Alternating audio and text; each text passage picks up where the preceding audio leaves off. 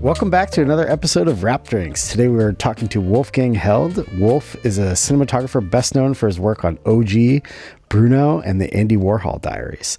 He's a member of the ASC, and he's also the co-founder of the Camera Collective, a group of New York-based cameramen and women who focus on socially minded stories shot with a strong cinematic vision. Wolf, thank you for being here today. Hey, thanks for coming in. Drinks. And I think I did it without fucking it up. You did it, man. Good job. That was good. Congratulations. Cheers. Thanks for coming in. Nice. Cheers.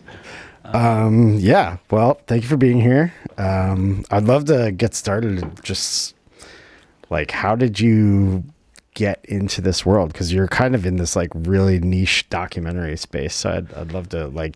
Were you always interested? Do you want the in long that? or the short answer? I don't know where to start with that. It goes so far back. You know? I mean, you started in New York in the 90s, or were you making films beforehand before moving to New York? So maybe a couple of things. So after high school, I grew up in Germany. So after high school, I hitchhiked around the world for 2 years. I broke up with my girlfriend, sold everything I owned, didn't know if I would ever come back, and basically put everything in a duffel bag and hitchhiked to India from Germany. And spent 6 months in India and Nepal. And then from my first flight in my life was from Kathmandu to now Burma. I mean, Myanmar. It was Burma at the time. And I went all the way around. And on that trip, I found some, kids in Sydney where I made a little money. First time I really worked. And they were working in film. And I got sort of the bug, but I had no idea how to go about it. So I bought these very abstract books about cinema of history. And I had those with me in my backpack for the rest of the trip. So when I came back to Germany, didn't know what to do, so I basically started studying, because that's free in Germany, and tried to figure out how to get a scholarship to go back to America to study film. And I spent a couple of years in Hamburg, actually studying American literature, in Berlin first and then Hamburg. And while I was there, when I came back from my trip around the world, I'd written to at the time, in the phone book, every production company. It was West Germany, Berlin, Hamburg, and Munich. Every single page. I went down the yellow pages and wrote to every single production company, or called every single one for like a PA, AC, whatever camera job. And I didn't hear back. I started studying. A year later, I was in Berlin studying. I got a call back from one of those calls. So I called probably 400 people, and one person called back. And it became my good friend Christopher, my camera mentor, who they had a documentary camera company in Hamburg, and they sort of took me under their wings. I moved into their office, very much like yours. I was like writing the books and doing and then I became their sound guy. They did cool documentaries around the world. So I was like traveling with them, being camera assistant / sound, and doing their books and living with them while studying. And then I got the scholarship. Oh, wow. After 2 years as an exchange program I went to Temple actually, and that was the one that had the free, transfer student from the University of Hamburg, and that's how I ended up, coming to. What was the America. initial draw that made you want to come to the States? Was it just more opportunity, or just the movies I watched growing up, pretty much, and the music? So. Yeah. You said you traveled when you were in high school. How old were you when you? So when I left, in Germany they had a draft at the time. So I wasn't right after high school. High school finishes at 18, and then I had a year of. I was a conscientious objector. I didn't want to go to the military, so I worked with handicapped people. That was rough at that age. Yeah. But it was good. And then I left. But your first when I was 19 and a half, maybe I left. And your first place you go to travel is India. Yeah. I had to go to Goa, man. That's fucking wild. Now I hear my friend just got back from Goa. He says, don't go back. It's like, oh, wow. It was like the hippie trail, right? That went from from Germany to Goa to there's a spot in Indonesia, in Sumatra, and then Bali, and then there were some spots even in the northern rainforest of northern Australia where all these hippies sort of found each other. Huh. And I was sort of a little later than that hippie trail, but I was still hitting those spots just from the people I saw on the road. Oh, that's wild. Yeah. Do you remember? That's where I got the bug into filmmaking and also the love for traveling. Yeah. That's still there. Do you remember the films that you were watching from like Western culture that made you want to come to the States? Like, what were the? I was not a film buff. I was not into. I mean, I watched Lassie when I was like, and The Flipper. I loved those shows. I was just like, I was not into highbrow films. I liked some Hitchcock series that I liked, but they frightened me a lot. I was not looking I was not into the indie films, the German filmmakers I discovered in America, like Herzog and Wim Wenders and all those people. I didn't know them much when I grew up at all. Crazy. Yeah. They were That's nuts. maybe also, especially, Fassbinder was much more famous in America than in Germany. I think. That's fascinating. Yeah, I would not think that. Yeah, you would think it'd be the other way around. That might be different now, but at the time, those they were not. Yeah. So you graduate Temple, then what happens next? You start working out there around in, was that Philadelphia? Temple's in... Yeah, It's in Temple's Philly, yeah. I mean, I met my wife in Germany actually before I left, and she lived in New York, which is the reason I ended up in New York. And, okay. And she made a film while I was in high school. She's a filmmaker, and we still make films together. And she made a film about a homeless schizophrenic poet called Alan Granville, who's been a lifelong friend. We lost touch with him lately. We don't know what happened to him. But this film was filmed with like the old CP16 high school camera, film school cameras that I could get out of Philadelphia, and short ends that we got from the Maisels where she was editing. Oh, wow. And we made this film called Broken Meat. That was the reason I got into cinematography, because that film got into Sundance and got me a cinematography award. It was a black and white film about this crazy guy, and we set it up. It was a very unusual documentary because we set everything up as a tableau. Everything is like almost more like Jim Jarmusch's Stranger Than Paradise was around that time. Might have influenced us, but it was a documentary, and it's very different. But it has a little bit like that sort of stark kind of set up shots. And we let him perform in the shot, and he was amazing. I mean, very foul-mouthed, Bukowski type, poet, full of wisdom and full of amazing, performances that we just captured in this black and white film. Yeah. That actually was re-released at the Metrograph last year, so it had another life. But that was sort of the reason, and because of their first camera prize, I thought, this is kind of fun. I wasn't sure before; I wasn't quite sure which way I wanted to go in film. But then, Was that your first cinematography credit that you put on? Like, yeah. And you went all the way to Sundance and just like immediate success. Right. Like, why not? But Sundance wasn't Sundance at the time. I mean, the documentary, like there were 40 people in the screening. Yeah. Okay. In the documentary, I'm just exaggerating, but it wasn't like now you get like 800 people at the premiere for a documentary. Yeah. But it was Sundance, had cachet, it was good. Yep. And we went to, other festivals around the world with it. That's wild, man. Anyway, that was the short story. The long story, I don't know which story. We'll call it the medium story. So you win an award, you're like, and you decide like, this is what you're going to do, right? Yeah, but in the beginning, I was in the documentary school. So Temple is documentaries. Yep. They talk about the ethics of filmmaking. We can get back to that. But and they didn't have much camera knowledge there. There was a wonderful teacher, but he taught everything. Warren It was like Bass. more like theory and stuff. Yeah, we had like 1 hour on camera.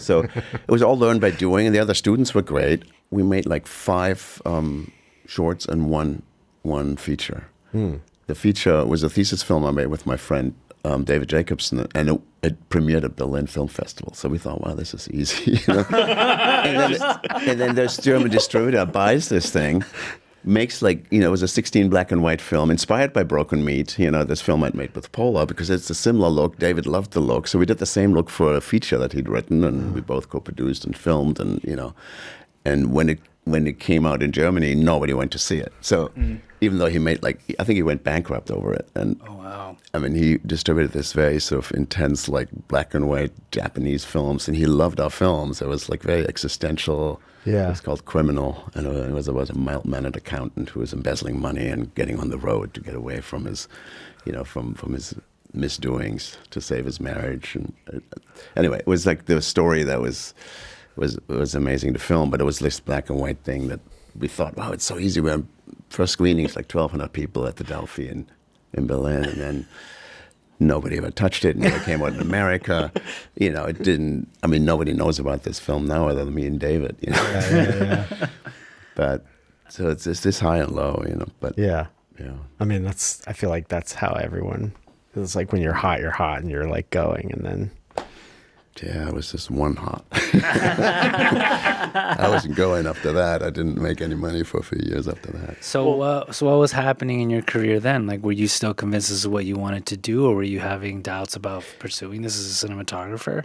No, I wanted to do fiction in the beginning, but I knew this. You know, my wife got me into the Maisels, and I loved Albert Maisels. David had died already. I don't know if you guys know who the Maisels are, but they're the sort of first verite documentary mavens that started this kind of filmmaking in America, together with Pennebaker, who is famous for the Bob Dylan film. He's more talked about. The Maisels were sort of as known, or maybe are still. They made Grey Gardens, Gimme Shelter, Salesman, films like that. Okay.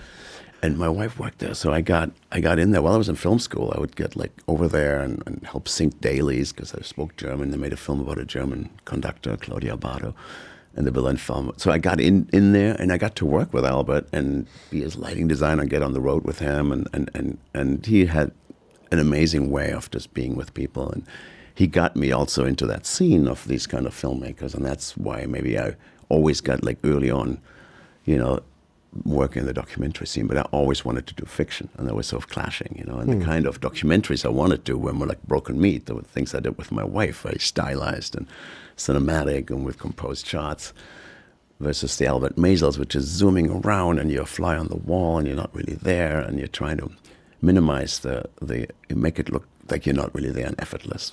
Not having cinematic. He called us the aesthetic-y. He used the Russian word. He's Albert Maisels, because he spent time in Russia. So he called us the aesthetics, the guy that would want to make things pretty and beautiful, and that was not his thing. He felt like it was not truthful, So he was totally against composing shots. But there are completely different types of documentary. There is the story driven, research heavy, or there's the fly on the wall. It's it is a different version of. It's so vast too, what people call a documentary. People use that word kind of Very wildly, loosely. Yeah, it's been going on forever. They called it nonfiction for a while. Yeah.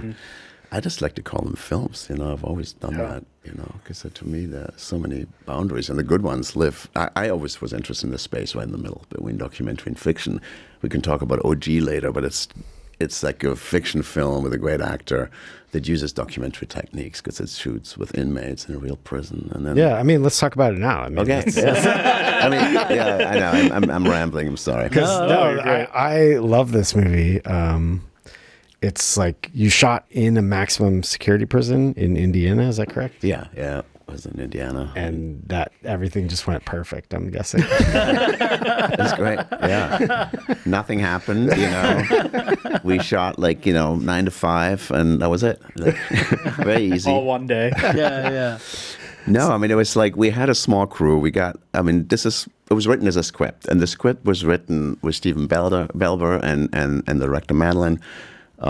We'd gone there a year earlier after she got the permission for this to shoot in that prison, after writing to 100 different prisons around the country. These people were interested in restorative justice, and they thought this film could help with that process. So that was our in.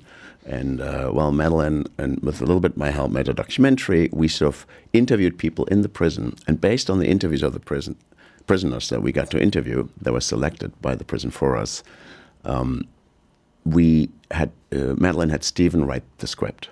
The script was based on the interviews with an idea of a film about somebody who spent his whole life in prison and had the conflict about how to get out.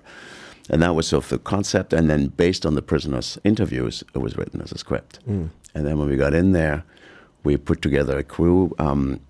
Madeline got Jeffrey Wright to play the lead. And we had 2 or 3 other actors, but everybody else, most of the crew, a lot of the crew, I'd say half of the crew, were inmates in this maximum security prison, and then all the other, of course, every extra was an inmate, and a lot of other acting parts were either wardens of the prison or inmates. Yeah, because so it's like an interesting movie, just because, Jeffrey Wright is an actor, but because he's next to all these people who are non-actors, that kind of tricks your brain into being is this real? There's moments where you're is this real? I can't tell. Yeah. I don't know. when I watch the film, it's always the experience of making it. And to me, it was one of my favorite experiences ever because you get like this, the best of both worlds as, love and documentary and fiction. You're going in with real people, you're getting their stories and their lives. And then you have, you can set up some shots and you can do some, moves. And, Yeah. Was there any sort of like security measures taken? Like, did you always have a guard with you next to the camera or something? Like, what was the? Yeah, so we had 2 guards every time. So we had to.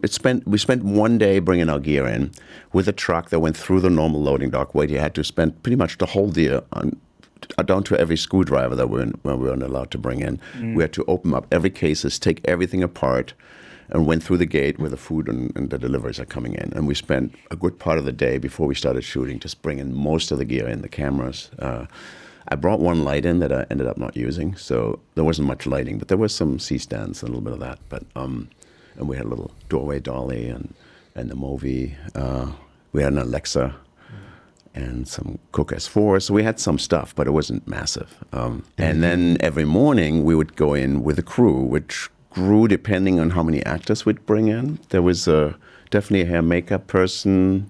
There was, I would say the minimum was maybe 13, 15 people, and then it grew to maybe 40 when we had a big scene where we had a stunt coordinator to do the fight, choreography. There's a fight in the film that was choreographed by a friend of Jeffrey Wright's, who brought in a stunt coordinator to do this with the inmates. And so that was maybe one of the bigger days. So yeah, that was the crew size. So or crew and cast size. So in an environment like that, where you're working sort of with the lighting that's in the space, like how are you manipulating that to get what you got out of it? Because it's very cinematic. Well, thanks. One film before I stopped using movie lights is this film, Sophie and the Rising Sun. That was also at Sundance, actually. But it's a film, it's a period piece, World War II love affair between a Japanese guy. So it's like not the same terrain. And I started thinking that I like, from documentary filming, I like the flexibility and the freedom of not using any movie lights anymore. And that film had a slightly bigger budget and crew, and we had like 6 and 6 in the lighting department, and we had trucks, and nobody believed me that I didn't need the HMIs. So after the first week, we sent them home. Wow. And we kept a few lights for the night lighting, but the day lighting, I just basically didn't light. For night exteriors, I needed to still light it. But that made me fall in love with the way daylight falls into a space, the way you can have a practical placed in the right place, and how you can, futz with the curtains to get just the right amount of light coming in. And that's the same thing I ended up doing in the prison. So the hardest thing was to turning lights off. That's always, the most complicated things, especially in a prison. Yeah, so it's all just turn the whole switch. Yeah. We got, like, when we shot the cells, all the stuff in the cells, this prison was very full. It was very hard to get a cell where we shot all the scenes. So it was at the very end, we shot all the scenes with Jeffrey alone in a cell. And we got one day, another prisoner was displaced, and he was, he went into a even less comfortable cell, so we could film in there. And we had it 2 days, but I think we only had 1 day in that cell. But then the hallway near it, we had to. I asked them to turn the lights off, and they were okay with that, because then the daylight, and then when you have a certain color timing in it, you get a little bit of that blue-green in there, in the daylight. And then all the lights that I used in the cell were basically stuff I could buy in the commissary, which is the prison. Oh, interesting. So there's a little clip-on light where he's reading at night. That's the only thing they're allowed to use, right? So I really used the real stuff, which was so fun. I think it looks great. He's just reading at night. And then there's one light I brought in, which is like a light that I probably bought in 1990. It's not a light. It's like in my old loft when I lived in Tribeca, I had like this under-counter fluorescent light that was funky green. And the new fluorescents are not green. So that I taped that, with just gaff tape inside his cell, because I just liked that. Those were the 2 lights we used in there. Wow. That's nuts. So is it just you like negative? It kind of gives you more like flexibility to not like kind of be locked into this like lighting setup, or it makes it feel more real. I think it's also the freedom of like swinging the camera around, not seeing gear. That's a big part of it. Even I get a little crazy. I like space and openness. So small. But when I look one way and there's like grip stands here and there, and I can't move the camera. That makes me nervous, you know. So if I You feel you like the room to play with the camera, basically, to For let sure, the actor yeah. move around. Actors move around for sure. They like the freedom, but also just like for the camera, you know. And that said, what you need to do with that stuff, you need to also be flexible to say, okay, this is like the sun's behind us, this light's horrible. We just need to move around. In fiction, that's sometimes hard to do because there's a lot of people following you. So like changes maybe we'll shoot this scene in a couple hours when the light changes kind of thing? No. I mean, that generally the pace on fiction is so fast that you have to just make the decision right now. Yeah. We're setting up a shot when you're outside and the sun moves. He says, okay, that's the background we wanted, but we can't. We need to shoot this way. Can we move these two trucks? And it has to happen now, kind of thing. That gets people crazy. You know? So it's not always easier to shoot with no lights. There's a lot of production constraints, and doesn't always work best. Was your pacing your shoot pacing on that? Were you just kind of doing like one scene a day? Because you must have been limited like when you had access to the prison, right? No, well, there's a lot of, so the internal movements of the prison are very regulated. They go to chow, you know, there's cell block A, there's different cell blocks. They have their times when they all go to lunch, during which we weren't allowed in the except for the one time or the two times when we shot with them, with the chow lines. So we had to sort of stand down when the prisoners were in the yard, and then we could go in the yard when they weren't there. So there was a lot of waiting and then shooting when we were, and then the moves from one place to another took a long time. And if anybody had to use the bathroom on set, the whole production had to stop. Everybody had to go back. So it was a bit slow, and you know, so we had to, you know, not drink so much water. How long was the shoot? You know, we had 4 weeks, maybe 4 or 5 day weeks. Yeah. That's still pretty fast. That's fast. 20-day features. Right. Yeah, maybe it was 22. We did a few extra days, and we shot exteriors of the prison, which we never really used. And I'm glad we didn't, because it's so nice to stay in that intensity inside. And that was the whole idea, that we never look over the walls. But the most fun scene to shoot was actually with Torsten on the gimbal. There's a longer scene where you go where they all go into chow before the fight breaks out, and we had to shoot this in a real chow line that's moving. The chow line is when they're all going to eat, right?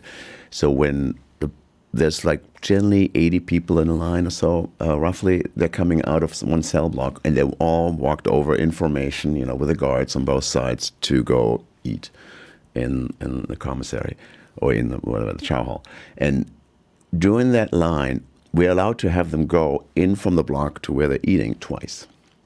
And during that time, we had to do a 4-page dialogue scene with Jeffrey and 2, you know, inmates playing gang members in the prison. And I think Torsten did such a beautiful job. I mean, we really mapped this out, and this was very storyboarded.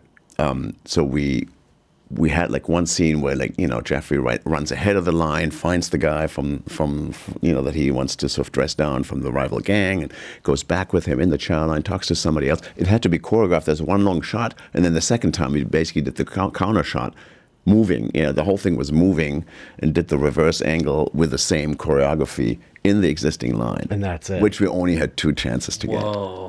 So that was fun. I mean, and it was exciting to do, and I think it played pretty well. So Did you block that beforehand somewhere else, or you just had to map it out and just go for it? No, I mean, Madeline and I did like overhead storyboards where we just like figured this is block A, this is where they're going, and then I make a little stick, you know, sort of little camera signs, and I just draw this on a piece of paper, and if we go from here to here, and then as it was happening, we discussed it before the line happened with Jeffrey and the other actors, and the line was out, and they held them for a second with us, and we said from here, and at this, when they're coming in the courtyard, making the corner, that's where you meet the other person, and you come back here. And Torsten, the movie operator, was dialed in because he knew exactly, you know, who to follow. One time, you know, behind Jeffrey, and one time with Jeffrey, pretty much against the existing line and 2 tags. Were the inmates receptive of you guys being there, or was it like a too much of a disturbance for them? I think they all liked the attention, to be honest. I think, you know, often people get very forgotten in prisons, and this is, you know, I mean, not everybody, but you know, there was some catcalls every now and then, but I think by and large, especially the people who participated, they loved it. You know, it was such a great distraction from being in there and having something else that other people could see and feeling they're doing something good. There was a restorative element to the film, and then participating. So they were kind of proud of it. That's the sense I got from it. Did they get to see it? Do you know? Yeah, we did a screening in the prison, and then, we didn't, but when it premiered at Tribeca, there was a Q&A with the inmates zooming in. That's awesome. It was really cool. Fun. Yeah, it was great. A lot of people in the prison knew my name, Wolf. They were shouting Wolf through the windows sometimes. It was kind of fun. It's a great name, I mean. Well, but it's also to feel like a sense like that this is something that is actually, I don't know, appreciated.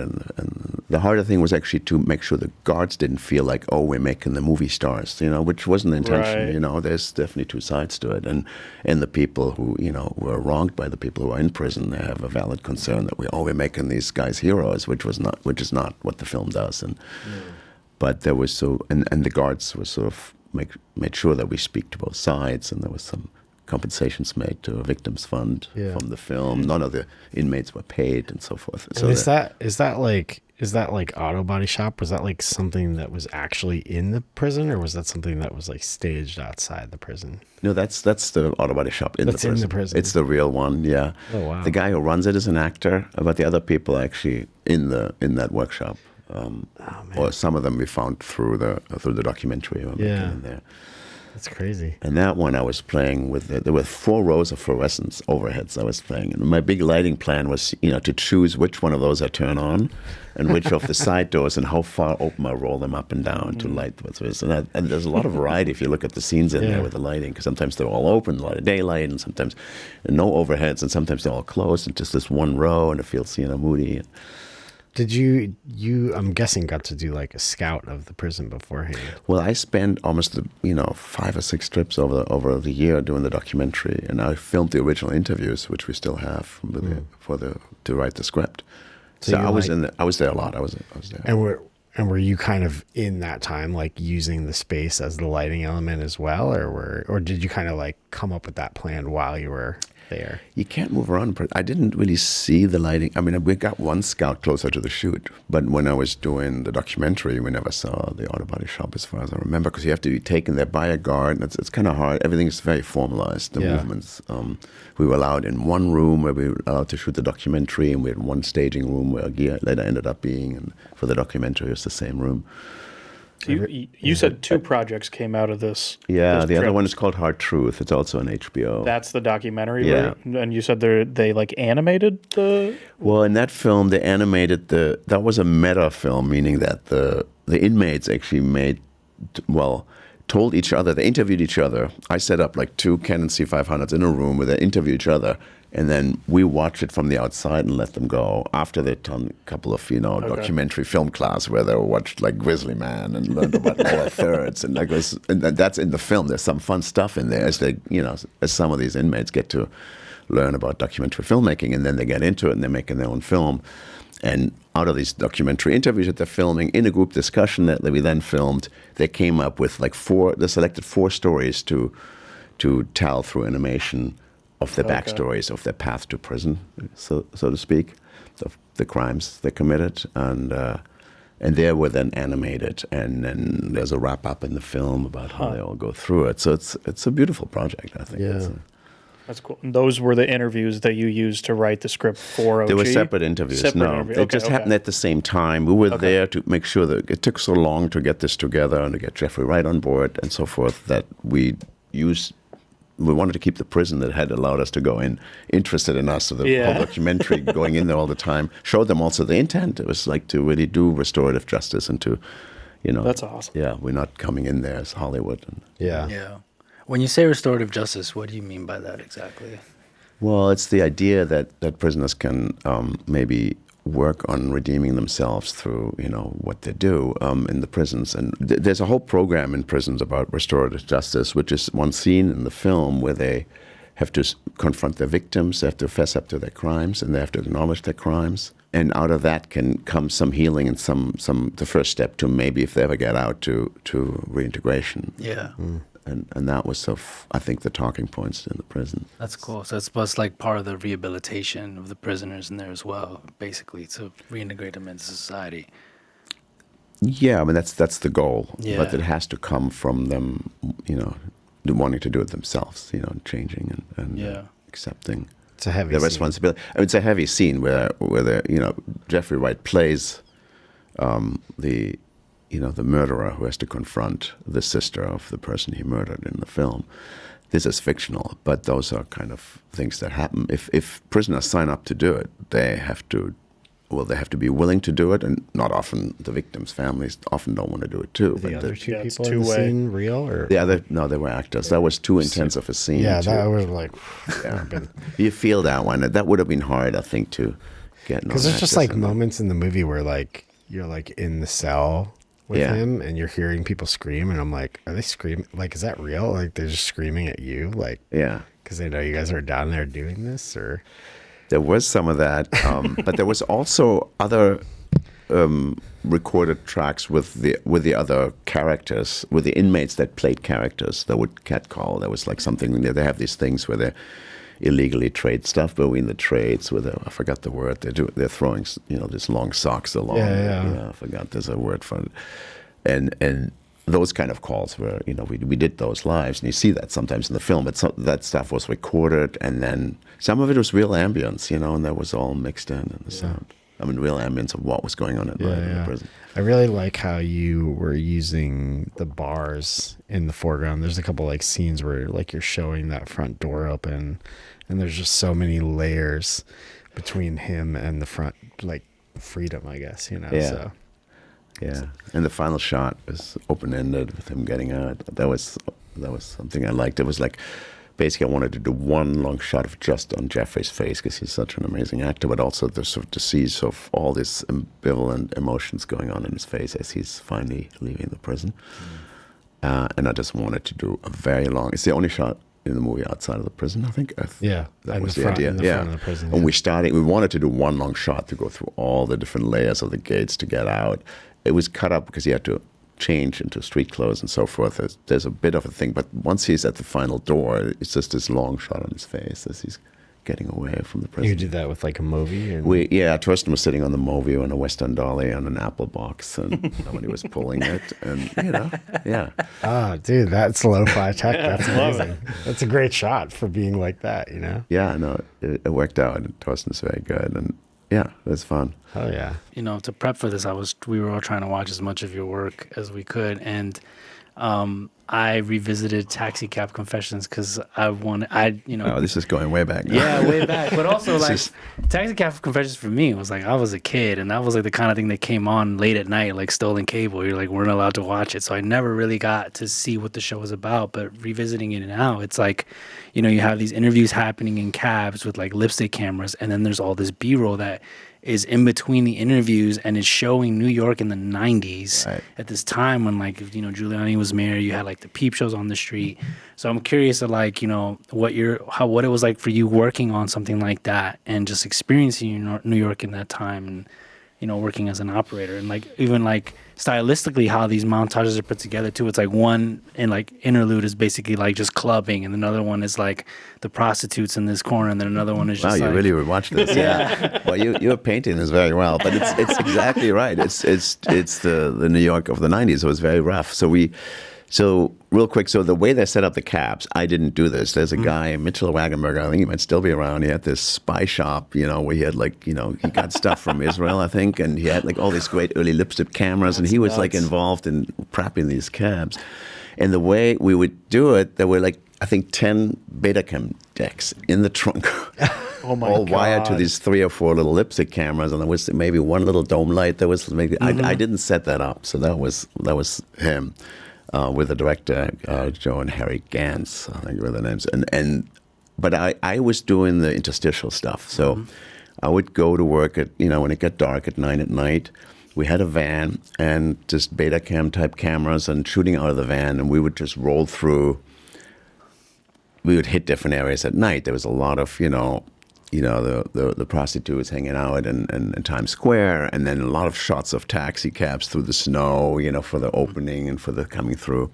And I think we did pretty much a week of it. So for the first 2 hours of the original show. Were you shooting stuff based on the interviews they already had, though, or were they kind of shot simultaneously? No, they don't really tie into the interviews. The interviews are almost separate. And I did some nights where I followed in the van behind. I remember when they pulled over and talked to them and how that whole process is. So when they immediately after they have a cab, they're always watching, and sometimes they didn't like where it was going, and they told the cab, throw him out, let's put him in another cab because it's too much footage with like 10 decks in the back. It's like, Oh my God. it was too complicated. So they couldn't figure it out. So then they would like find new characters, and then if they had a character they liked, they at the end would pull over and come over and tell them, hey, we were doing this thing, would you sign a consent? And so there was a whole thing, and I got it, but there was never any additional filming on that.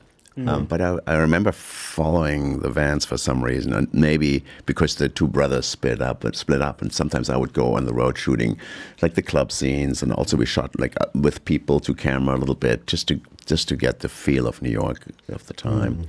Yeah. That would just be these musical interstitials, really, or the transition between the stories that were all just really the lipstick cameras, Was it just you and like an assistant with a camera, or was it just you by yourself, kind of? Because I imagine there's some danger to that with you just a camera walking around the street late at night. Yeah, I mean, we shot a lot through a van. Okay. With a long lens through the window, which I don't love doing. Yeah. But I've done my share of it, and I try to always talk people out of it because I find it a little bit voyeuristic and have some issues with it. But that's what we did. And I can't remember. There might have been, was there even sound? If there was somebody else, it was a sound person. These are the days where you put tapes on the cameras and you roll it yourselves, and you don't really have an assistant. And it's a zoom lens, so you don't pull focus. I mean, you pull focus, but not critical. Yeah. Wow. Are you able to film? I mean, are you able to use film that often, or were you? Like when you were doing other documentaries in the 90s or anything like that? Like I'm trying to think of like some of the other subject, like, Wigstock definitely seems like it's on video camera. But like, actually, this is the cool story. Wigstock was all shot in Super 16. It is? It is. Okay, interesting. And the good story that I have with that is the day off Wigstock, the second year, we shot it over 2 years. This first year was in Tompkins Square Park, and the second year got massive. It was in Battery Square Park. There was like, 40,000 people. And we had like 7 or 8 cameras. A lot of them were friends of mine, but I was running it all. I was like crazy. But that day, I was filming all the characters, getting ready through the whole day. Yeah. I think I shot 34 400-foot rolls of film, which is the most to this day still I've ever shot. The only reason I even 400-foot rolls is 12-minute rolls. There would be 1,000 in 35 millimeter, just to put the math out there, right? The only reason I said that it looks like I think that it's video is because it's like there's so much audio being synced up. Like it's like I hope that's video. Like that's a lot of work to do on film. Yeah, at the time we did a 35 blow up. Was shot in Super 16 with my old Arton. I had an Arton LTR 54. I used to shoot a lot of, and Maisel shot all this stuff in film, so I still came from that verite film world where they're actually blowing. That's what made them expensive. Yeah, because you had to blow through a lot of films, and they were in the mag a lot, changing mags all the time. So much film, and it's 12 minutes. It's the longest you get in 16 millimeter, right? Is shooting film in a situation like that, because it's like some of the characters in Wigstock specifically, they seem to be performing for your camera because that's kind of who they are, but there's no actual interviewing. Like you're not asking them questions. You're letting them go about their day. But is having like a film camera in that kind of situation invasive? Like, would you rather have done it on video, or is the film okay? Like, oh no, for that film, 100%. I mean, it's so performative. The whole drag scene. They know exactly the camera's there. They often tell the camera, go up on a chair and film down on me, like Lady Bunny. I was telling you, I was doing that, and. Yeah.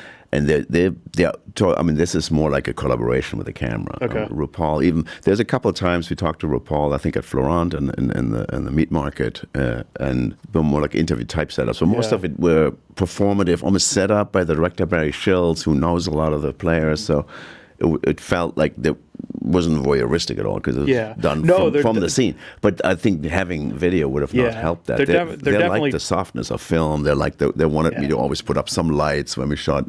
Okay. I was going to ask that because it's like they're definitely talking to you. Yeah. But it's not necessarily a conversation. It's like you started a conversation and then you let them talk amongst themselves. Right. Yeah. And a lot of it was shot in Barry's loft. Okay. Where the prep with going back and revisiting like documentaries years later. It's like now it seems like the perfect time that like I'm surprised the Wigstock's not like I feel like it's going to be happening next month or something. Like it now seems like the perfect time for that to be revisited, kind of thing. Yeah, But I do hope so, man. it'd be cool to see it like, it's 20 years later at this point, or Yeah, more maybe. 30. Yeah, I'm not 25 maybe, yeah. Yeah, I think 20, 30, yeah, it was done in, what was it? I think it was 95, 94, 95, right?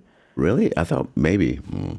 Maybe it didn't come out till maybe Okay. 97. Yeah, but you might be right. Yeah, That's- it's but a long still, time. like, yeah. that's- wow. it's- The math is crazy. Right. So, but it's funny because it seems like, I was watching it with my wife and she's like, I don't think RuPaul has aged a bit. And I was like, I think that's the makeup. But it's like it's these people have been doing it for their entire lives. So it's cool to see that And- they're still in the media. And, Yeah. No, I wish that could happen again. It's just a matter of funding and sponsors, and it's also a lot of work. I mean, I think Yeah. at the time, Lady Bunny was one of the key drivers, and it's a lot of work to run these things. And after, sure. I think it ran for like 10, 15 years, or maybe at least, maybe more. Wow. Yeah.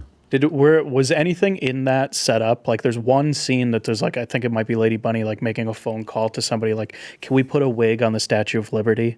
Like, did you guys talk about doing little skits like that or anything like that, or was that all natural?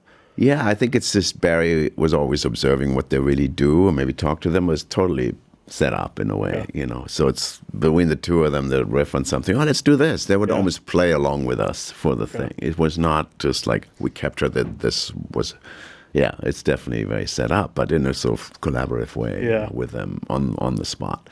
So it's not written. It's just. The performances were great. It was like such a cool, like, oh my God, this is what was on the stage, and then this is the prep for it, and this is what was on the stage. Yeah, or Joey Arias when he was trying on the wigs, and then he just breaks into song, and he just sounds like Billie Holiday. It's just that was just life happening somewhere, in the village in the shop, and that stuff I love, when that happens. It's cool, and then it's like the next movie I watched was Children Underground, which I think, but it's like Wow, we're going way back. You shot that like a couple years later, or maybe at the same time even, and it's It like was probably around the same time. I feel like it was earlier, but maybe you're right. I might have the timeline wrong. Because, I'm just curious how it's like dealing with these different kinds of subject matter. It's like obviously there's the, especially now, like looking at something like Wigstock, there's like a political element to it of like there's this underrepresented like crowd that is part of it. But then you're going into such it's a pretty lighthearted subject.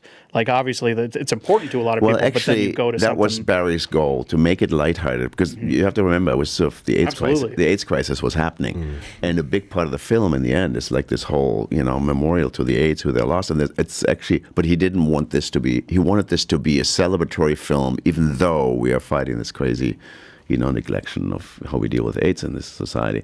So I think. Yeah. That was actually a conscious choice that Barry talked about a lot, that he wanted this to feel like a sing-along dance movie.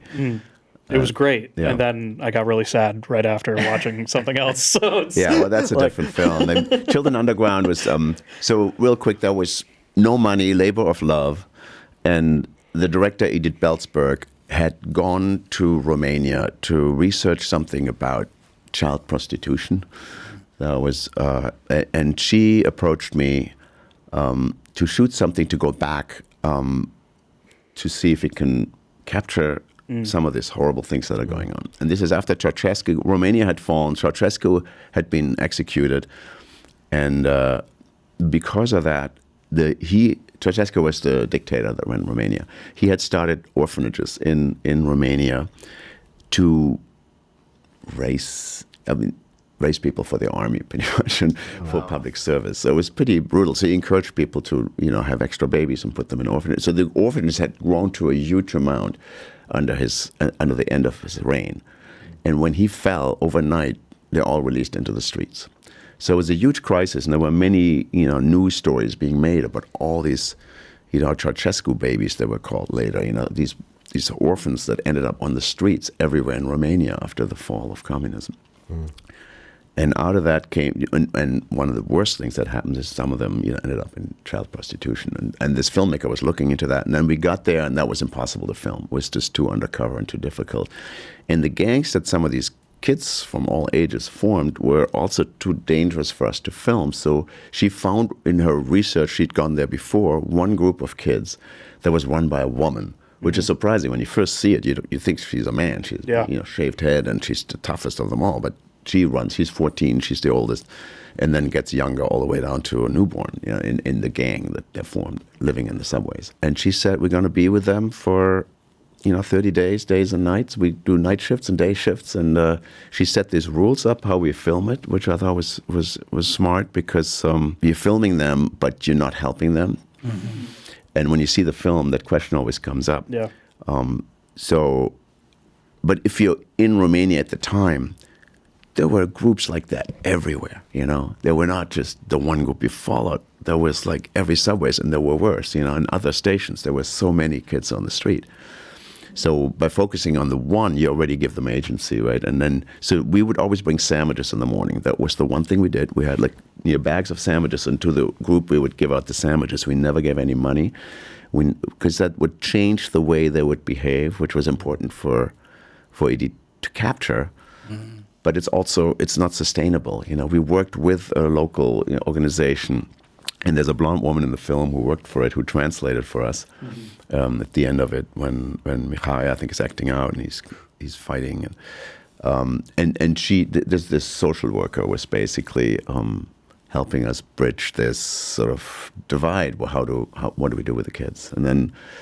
And the way we did this, so the rules were that we don't interfere. We film with them. This was more observational. So I had an early Panasonic camcorder camera that's like a small, tiny version. It's like a half-inch chip camera. Mm-hmm. That was not even a 2/3 chip camera, if you remember those days. But it had this. It was like a miniature camcorder, like a Digibeta, but much smaller. That I would have on a strap, hanging under my coat. I would hide it under the coat, and just the lens would stick out, and I would look in the viewfinder like this. And I would shoot the whole film. If you look at it, it's all pretty much shot long lens, because I liked it aesthetically, but also I could just hang back.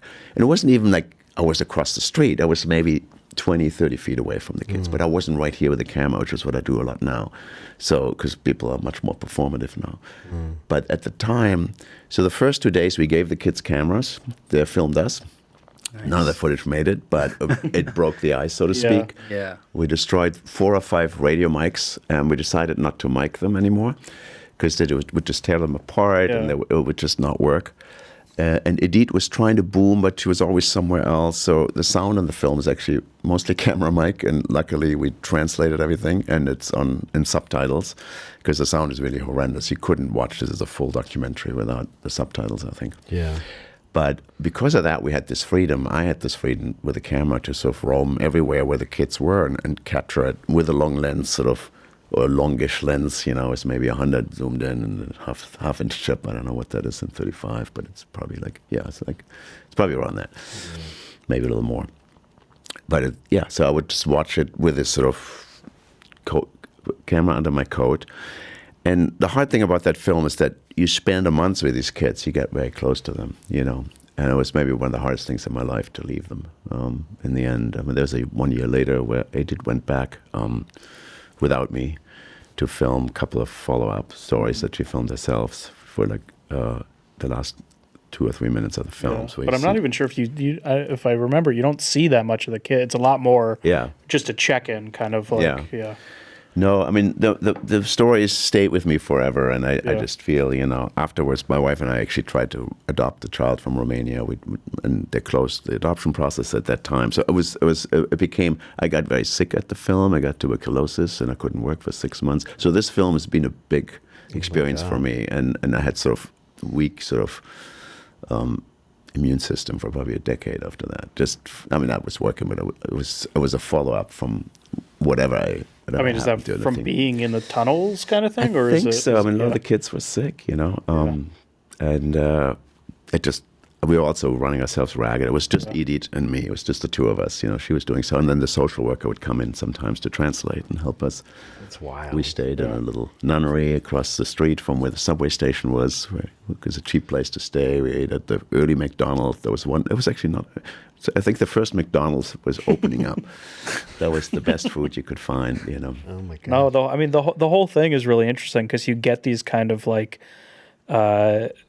guess they're locals, like people coming in to try to help, and like you see how the locals do deal with these, or even completely ignore these kids. Because if you think about it, it's like, it's like you guys ride the train anywhere you're going in New York, but imagine like two 12-year-olds just beating each other on the platform while you're trying to get on the L train. Like it's this insane thing to try to kind of watch, and it's like it's not something that's normal, and it doesn't feel normal. And yeah, well, like, thanks for watching. It's a hard film to shake off even watching it, because a lot of people who see it still talk to me about it. Still in film schools, people watch it, and I get a lot of interesting discussions about it, because it throws it back. It happens to everybody. It's just this film focuses it, And but cinematically, what I liked about the film is that I did not understand the language, so I had to. That's the first time. I think that's when I really, with that film, became more of a verite shooter that sort of, goes by watching emotion on people's faces to figure out where you go with the camera.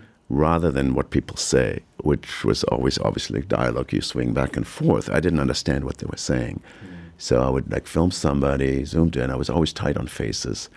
And I would just see what they were feeling, who they were connecting to. And if they saw something I didn't see, I would try to find it with a camera. I was living in the viewfinder. I always shoot with viewfinders. I don't like, to this day, not flip open screens. Because I feel like, yes, it's great. You check the frame. It's great for framing. And you can see around what else is going on. But it's sort of this with a viewfinder, I'm intensely connected to what I'm watching, to the point that when somebody rolls their eyes, I can follow that. With a viewfinder, I don't do that. With a viewfinder, I see the frame, and they're about to walk this way, and you can make maybe some nicer compositions quickly. It's more free, because you can walk better than with a viewfinder. But with a viewfinder, you're very locked into the eyes and the emotion of the people. And that's the film that made me do that, and never stopped that. Did you run into, did non-participants in the film interact with you guys, like seeing that you guys were filming? Did they try to see what you guys were doing or anything? Like, did that interfere with your process at all? Yeah, I mean, that's why I shot with the code hidden. We had a lot of locals, mostly verbally abusing us. A couple times I got hit with a camera, because the Romanians were very proud that they now have, communism is gone, they're opening up. And why is the foreign press filming these dirty kids in the street? So they were very much against us filming it. So it was difficult. That's why we filmed a lot at night when the subways were emptier. Because it seems like even when you go to like the parents' house and stuff, like you kind of there's a discussion talking about why you're there before you actually get into like, now here's the story that we're trying to like, Mikhail wants his papers so that he can go to a home or something like that. Like it's this kind of intense thing where it's like even the people there don't really understand why you're there or what, it's I don't know. Is there ever a moment like when you're filming these things that you're wondering why you're there? Like, you know what I'm saying? Like, is there ever a moment where you're filming and you're like, I don't know where the story is going, but how do you get past that moment?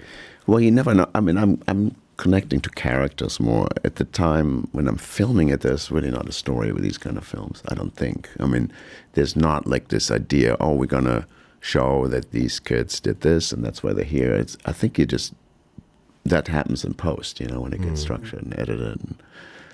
So it's more like locking into the characters and really trying to capture their emotions and doing it in a moody way. And So that specifically, and it seems like some of the other ones, there's stories that other people pitched and you came on to the project, correct? Right? Yeah. So, totally. I mean, I guess this is going to be a weird question, but like, do you consider yourself a documentarian in that sense, or do you consider yourself just a camera operator? Like, are you looking for a story that you're trying to tell, or are you kind of diverting to the director or the person that wants to do the project? That's great questions, because I think that's why I think documentary cinematography doesn't get enough credit, because I think there is an element of directing to it. I that's the way I feel about it, because with real verite, the directors often step back and you're sort of trying to film something in a way that it can be cut to be a scene. There's a beginning, middle, and end. And now more, when you shoot with prime lenses, I structure much more like that way. I make sure I always get some white shot through a window of somebody, and or an ending shot and transition. So you're structuring it in a way that it's not your idea per se, but you're helping write the scenes as they're happening. So there's an element of filmmaking, absolutely, that's beyond operating for sure. Because you're not. It's like you're the only one seeing the viewfinder, right? You're not doing something where the director has. Not on those films. Yeah, no. exactly. And that's a big discussion on now with every director. I have. Do you want the viewfinder? Do you want the director's monitor? And even with the director's monitor, I find that often the directors then hang back and let you do what you do, which is much better because it's hard to have this constant back and forth as stuff's happening. Yeah. What is that conversation like beforehand? Like, because there is a lot of trust given to you. Like, if you're applying for this job or they sought you out for this job, like, what is that kind of discussion you have before going in? Depends on the people. I mean, everybody's totally different. Depends on the director. So, with Marshall, he's always Marshall is very hands-on. Marshall Curry, we talk about him later, but he's right, next to me. He has a very clear idea. He shoots himself a lot. I mean, there's a lot of directors who have a camera in their hand, and they feel like it's more of an extension than that. But then, he always, comes back to hiring me. And he, when we did Racing Dreams, he told me, everybody shot great stuff, but for some reason in the editing room, your stuff was always a little nicer. So we all shot the same. Well, who knows? That's just his take on it. But but that there is sort of more to it than operating, to execute an idea. And I don't know exactly what that is. There must be something. Well, it's like kind of like you're like in the environment. You're quickly determining sort of where the light is and how to frame the person, and like it's like working how you're saying working in the prison. Like you open the door this much, and like that's how much you want that light, as opposed to just coming in and filming it without thinking about any of those elements. Yeah. Always shooting into the light source. That's the simplest way to do it. Even at night, it always looks better if you shoot into the light than with the light. Yeah, generally, certainly with the sun, but also in windows. And I just always need some energy to come at me. So I always, even in verite, I just run around when I follow somebody. Oh my God, I'm with the sun. I swing to the other side and I run back. It takes a second. And by the way this is cut, it's generally quick and it makes a difference. Yeah. Or when people sit somewhere and I start filming the scene, and even though they're saying something interesting, I say, they have that in the soundtrack. Let me reframe. I go the other side and it looks better against the window. And when I reframe, I always trust that even though you might miss something that people are saying, I focus on what I'm getting. And as long as you have some shots where, people are listening or people are not necessarily saying it, you can use the other stuff on the soundtrack. Yeah. And how do you I guess, is it just intuition when you have to determine to jump like that? Well, this is later. This is now what I do. I mean, in the old days, it was the zoom thing. And I was very early on to do the prime lenses because I did the indie feature. So when full frame came into being, I did sort of this film, Detropia, that I think did the beginning of that. And that was interesting is that we shot everything twice in that film. We shot everything once with the Canon 5D had come out with a full frame, which looked so great, but was so difficult to operate. I don't know if you remember that camera. Oh, yeah. And the PD-150 Sony workhorse that everybody had, a little flip open screen with a zoom, very easy to use, and a pretty good resolution for the time. And this new camera came out, and we just shot the beginning. I shot only the first 2 weeks of that film, so that's not my main credit. But in the beginning, Heidi and I would just shoot, the director would shoot everything twice. We'd shoot the scene once with a 5D, like these guys exploring these, screwed up spaces in this burned out buildings in Detroit, and taking pictures. And then we did the same thing the next day or in the afternoon. Right after we did the same thing with the PD-150. Whenever I shot it, I felt like it was so much better with the PD-150. The zoom, everything was easy. When we looked it back, there was no comparison. It started looking like a movie much more with the Canon 5D, with the big format, with the lens, with the fall off. It was just all of a sudden, it changed from being videography to cinematography to me, with the advent of this full frame. And ever since then, I just basically early on embraced, let's just do this with prime lenses, shallow depth of field, and I've been doing that forever and getting a lot of pushback from directors who like to use the zoom lens. And yeah, because I guess you, in that moment when you have to swing a lens, it's like, yeah, if you miss something. Oh my God, yeah. There's very few times when I still use a zoom lens, and I generally don't like it. Do you try to argue for a second camera operator now for those instances when so you don't miss something, or is it? I always argue against it, except for when it's, people I know. And I often have like somebody work in second camera on interviews. It's very easy. But for Verite, I find if you have, last night, I was filming with Pablo till like 1 this morning. Last night we filmed a big reunion of 10 people from a 1972 production of Godspell who came together for the first time since and did a sing-along. And these are people like Eugene Levy and Martin Shore and like a lot of people that became sort of known comedians and actors all out of Canada. And this film is highlighting how this one production had such a huge influence in Second City and Saturday Night Live, how it's been formed, all the pioneers. So that we filmed them all last night in a sing-along. And we had 2 cameras. My friend Axel from the Camera Collective, Axel Baumann, was the other camera operator. It was just the 2 of us running around in this loft and then doing this stuff. And I'd prefer to have shot it alone. I'm sure you would say the same thing, because I feel like sometimes with 2 cameras, you freeze, you get more footage, but it's not always better for movement, for keeping it lively. Especially with prime lenses, you get very quickly locked off, and then somebody shoots this way and somebody shoots that way. And that becomes boring very quickly. When you're alone, you have to... You're sacrificing 2 shots instead of getting a one good one kind of thing? No, but what you can do with the one camera, it can be a conversation. You're in a profile where the 2 people are talking, and you sort of wait. If you have it long enough, then you sort of swing around and see the one person more, and then you sort of go the other way. And then at some point when you feel like they're coming to these ends, but they're still saying 2 things interesting, I quickly run across the room and get a wide shot through a window or something. I just have this thing where I feel like there's a rhythm to most conversations, and that is very hard to do with 2 cameras. No, but I mean that's impossible to do with 2 cameras, because I couldn't swing out the other cameras in the show, and that's what happened last night. That's what happens when you have too many cameras. I mean, that within itself is a skill that, school's never going to teach you where to be and the intuition of like a conversation and stuff like that. So where do you feel like you got that from? Is it just for doing this for so long? Maybe. Children Underground was the first time where I felt like I really got good at Verite, because it was so immersive, And I'm not sure if I'm good at it, but you get into a rhythm. You get the idea of the speeches people do, what they're going to do next. And you couldn't focus on the language, so you had to like see everything besides the words they were saying. Right, and anticipate movement a lot. Yeah. That's what you do, when they're about to get up. You get to feel like, I'm getting fiddly, maybe we should take a break. Let's go. You feel that when you're filming it, and then you just feel, okay, let's step out. And they're going to go wide. Let's jump out and get a wide shot and then walk with them, But that's why I love the prime lenses. It makes me do that more. With a zoom lens, I often feel like I'm staying, especially conversations, which is what you end up filming a lot in documentaries.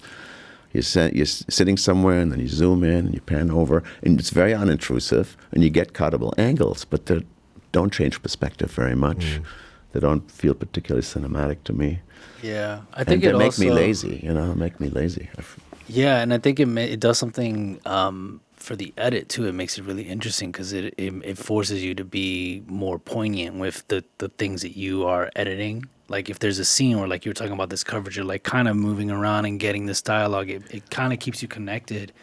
And then if you have to go for a wide, then you have another kind of wide that shows you the room. But if you were to do that with 2 cameras, you'd be cutting back and forth, and those cuts kind of almost take you out of the moment that's supposed to feel very intimate. Yeah. And I think it also forces like the director or the editor to kind of like work with what they have and make these more choices of like, do I even need this scene? Is it really adding to the story? Like, not really looks good, but like, what is it really doing for the overall conversation, right? So, yeah, and you're essentially editing yourself when you're jumping around. Yeah.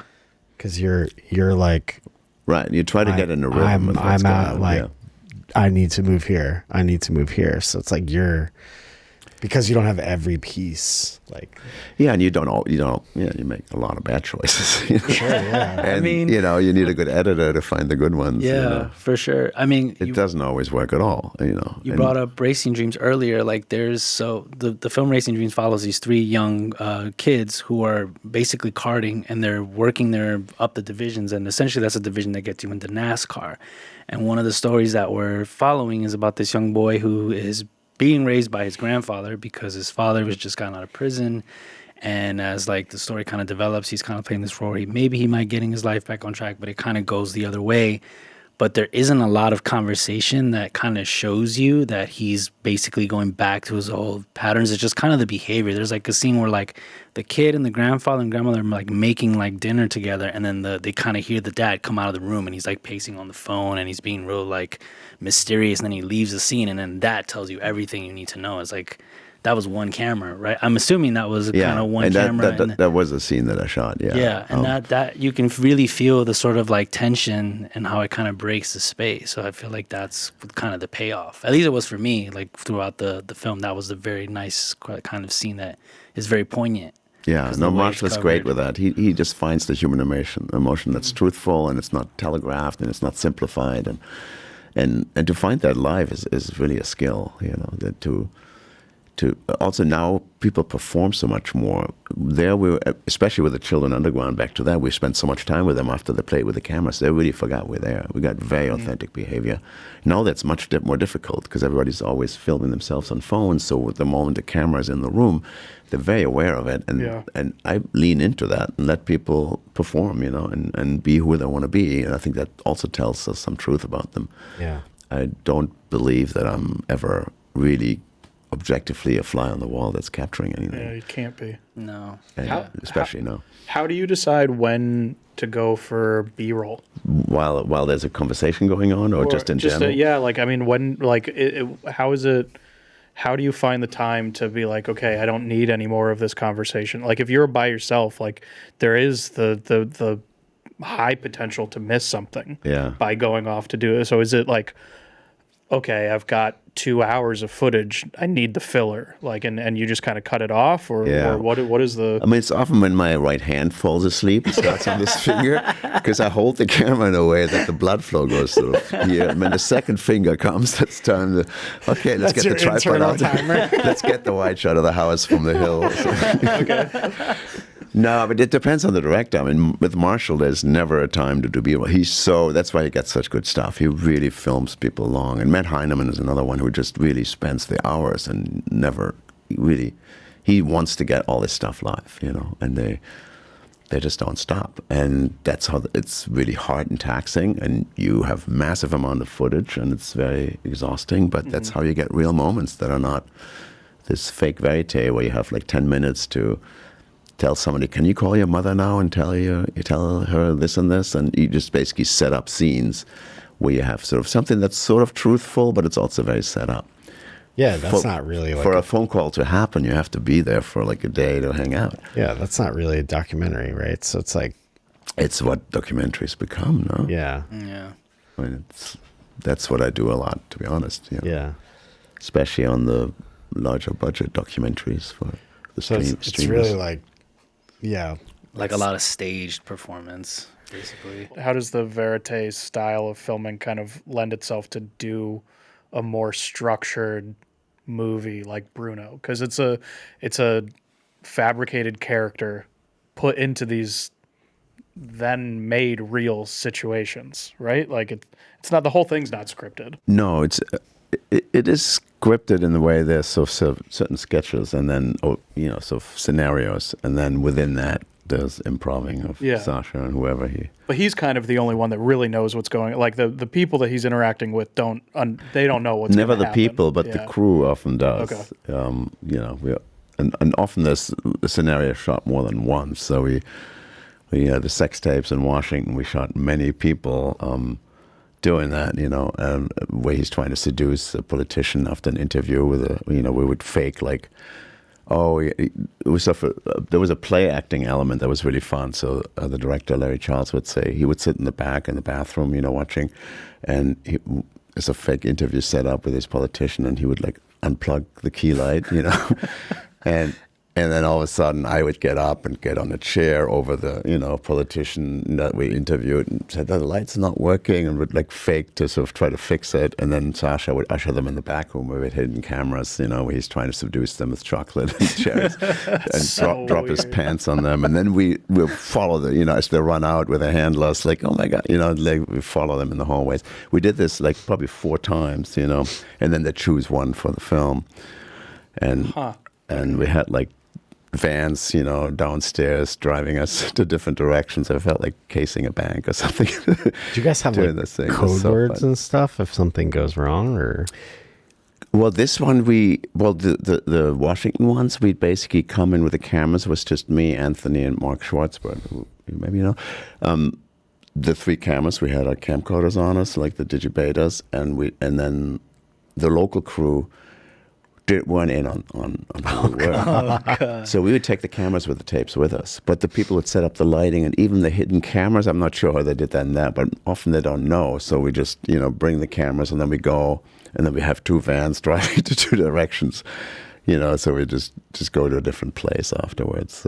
So there's less immediate confrontation. Often there's some follow-up. And so they're hiring an actual crew to do a shoot, and you're doing a different shoot essentially at the same time. Right. There's people who don't know why they're setting up the lights. So Huh.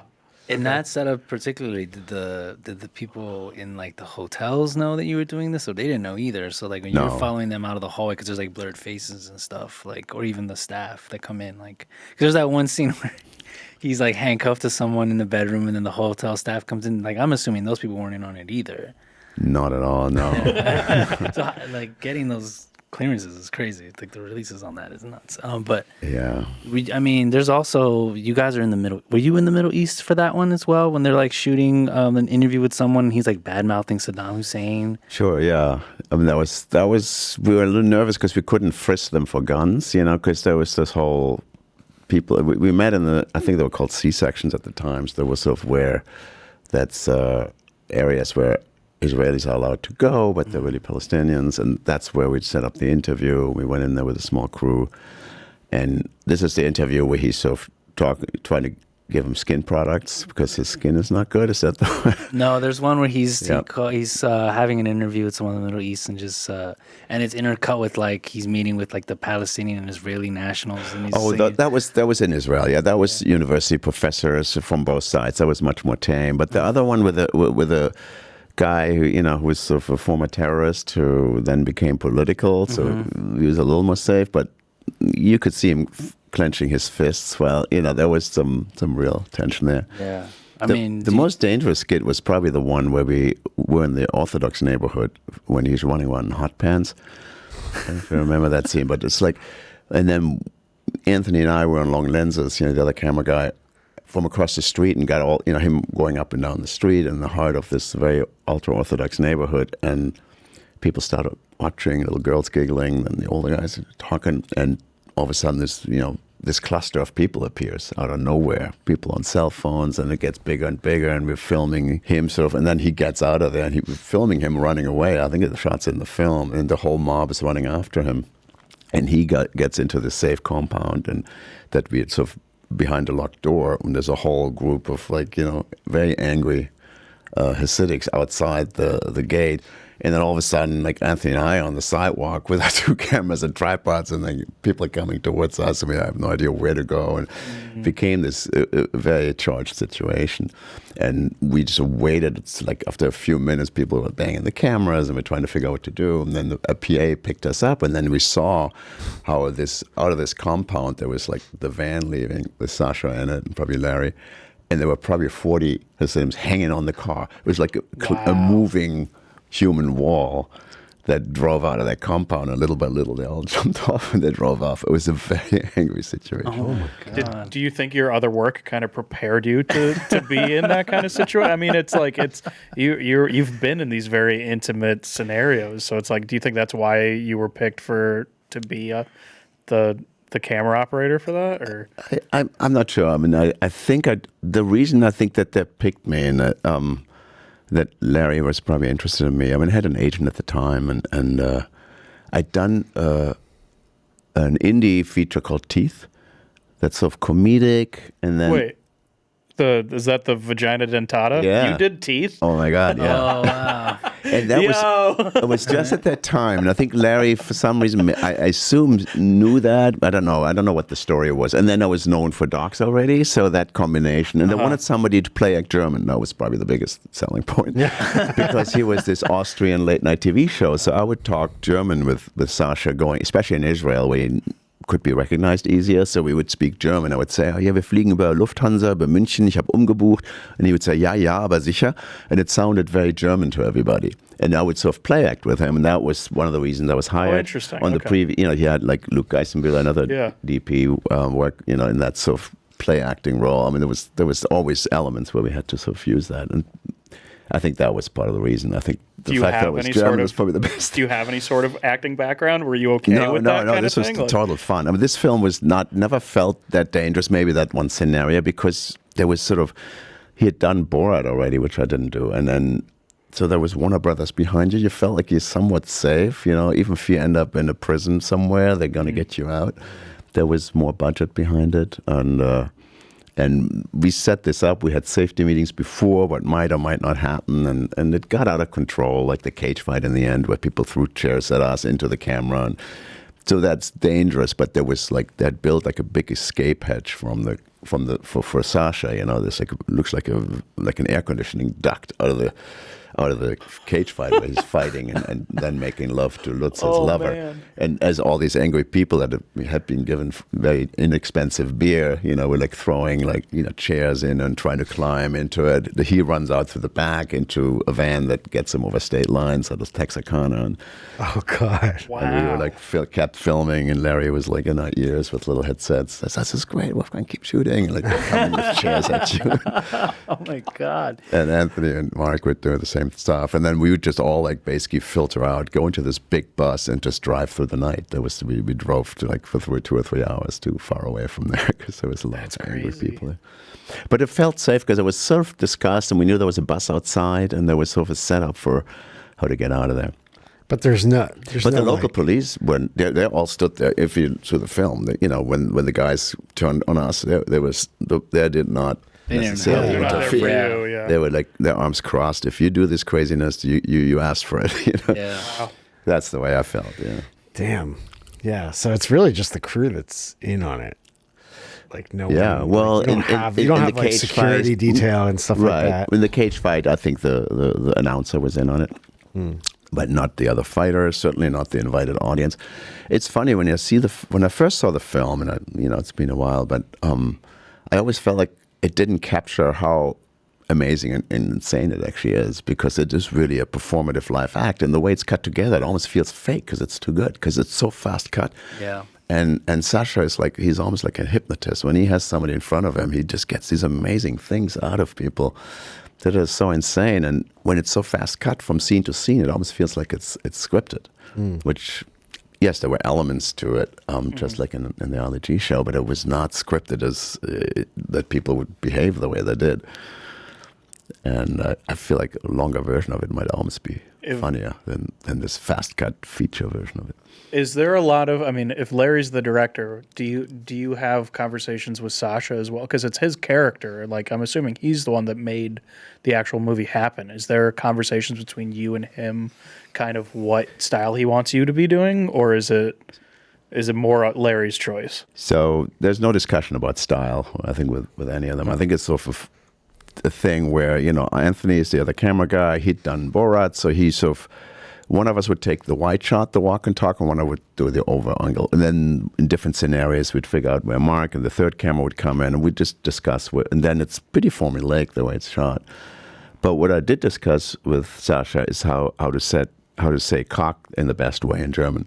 So I taught him many, many ways to say Schniedelwurz, and so that he had me in his trailer a couple of times, and he had a German tutor, but then I'd come in and sort of help him out with a couple of and a lot of them made it into the film, like some of the. That's amazing. I'm now wondering what ways you say cock. Yeah, I think his famous was Schniedelwurz, which is, I don't know, what's this, like a southern German way of saying pig. And Schniedel is like a wiggly pig or something. Oh, man. That's probably one of the most easily accessible movie, that's a mainstream movie, but you've definitely done some other things that are harder to find. Yeah, it was the Ecuadorian documentary that you did, The Stolen Country of Mine. That was a film that you worked on, and it was being distributed during the pandemic, right? So it was having a hard time, like, kind of finding a place. It was made by a German director, Mark Wieser, and he never really sold it in the U.S. It played in the theaters in Germany and had sort of small release and played on different European countries and platforms there, but it never made it over here. But it was an amazing project, and we filmed it right before the pandemic and into the pandemic. It was about a group of indigenous people whose area had been taken over by a Chinese mine that was mining something mysterious on top of their mountains and polluting the water streams in the area, to the point that it was unusable or made people sick. And the indigenous people had taken up arms to fight against the mine because the government was not representing them. And there was a violent conflict, like there's many of those in different areas, and this is the one that we focused in on. And the director had been there before and spent time with some of the people through some, it's just hard to get into it because these are all people that are called terrorists in their own country. They masked their faces, but he'd made contact and he trusted that this group was who they said they were. So when we arrived, when we filmed with them, we immediately got into a clashed violent conflict where the military and the police were fighting them because they were basically defending the Chinese mine, even though the Supreme Court of Ecuador, it's funny, it's similar to what's happening now here. The Supreme Court of Ecuador had given the native people the right to that the mine had to be closed down because it's polluting the waterway. It went all the way up to the Supreme Court, yet the military and the police were still defending the mine because there were all these secret contracts that the Ecuadorian government had made with the Chinese, who had built a lot of infrastructure in Ecuador, and Ecuador was so indebted to China that they could not honor this Supreme Court decision. Wow. So that was sort of the setup for this crazy fight. So we went in there. It was just me, a German soundman, and Mark, the director. We had to go to a safe house, leave our cell phones behind so we couldn't be tracked. I had one camera, my Canon C500, and some Cineprimes. Or was this Canon C300 maybe still, yeah. And we had everything in a backpack, and we went in sort of into that territory that they controlled. They controlled territory up there where the police wouldn't go in. There were safe points, and when the police come, there were clashes at the edge of it. So, and then we filmed them holding meetings, vowing to defend, their territory and fight this mine to their death and so forth. And we saw also a little bit of the families and the backstory, and then we saw a couple of clashes with the police, and then so it was an interesting setup. But what I'm proud of is that film to me is still the parts I filmed before the pandemic are very cinematic, and to find sort of cinematic images in the zones of conflict. I love that combination. I think Matt Heineman and his camera people are very good at that. I just love that combination when you can do it. How do you work in an environment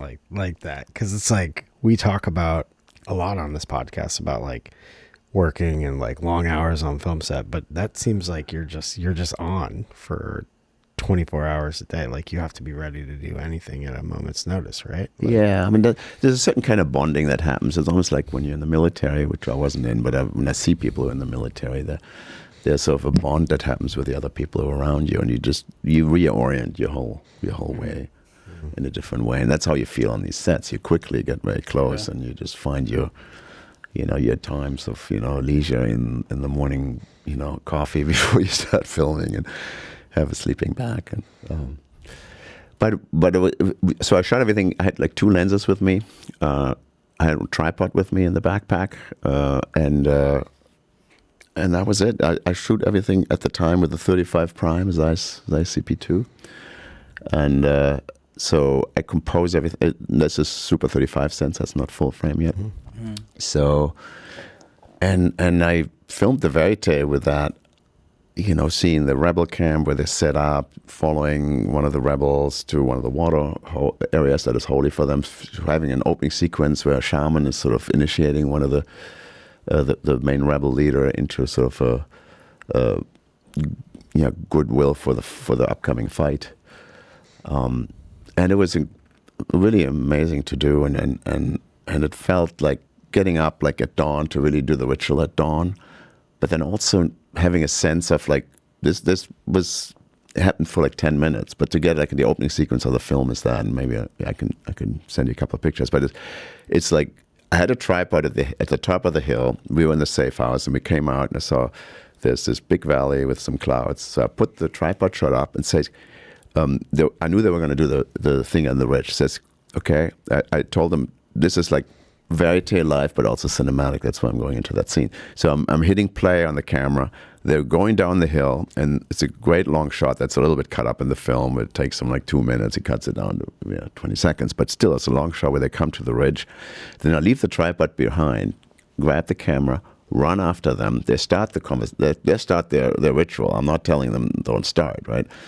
And I find these shots, behind him as he spreads out. He takes his shirt off. He has this eagle on the back, and then I walk around him to his face, and he has this very sinister expression. And then the shaman is like, spouting water at him, and it's like this very intense ceremony. And I get this very live, and to me, it's almost like a movie sequence, but it happens in the real time. It's the time of day. It's how how we didn't interrupt them, but I still get like sort of a sense of that. To do that is very exciting to me when that works. He's like smoking in that too, right? Yeah, because I think there's clips of that on IMDb. Maybe, yeah. So You've can seen watch. the opening. Yeah, you can watch parts of it. But So under my name, I think I have a little clip. And I mean, it just seems like this surreal thing, and like you kind of said that like after you shoot something, you kind of don't think about it, but like it's hard for me to. Is that the process that you care about? It's not necessarily the story being distributed. Like, is people seeing it not a part of the process for you? I'm just curious. Like, it's sort of out of my hands, know. So I don't obsess about it. Okay. I much more argue and worry about what projects should I do and why, and when they start up, there was a lot of hand-wringing. Should I do this? Because I knew it was going to be dangerous, and why, and you're going to be gone for 3 weeks, and. But then after it's done, of course, if I can help, I'd love to. But I'm not in that world, I'm not a distributor. I don't have that. Right. Are you ever in the color sessions for the final versions of the film at all?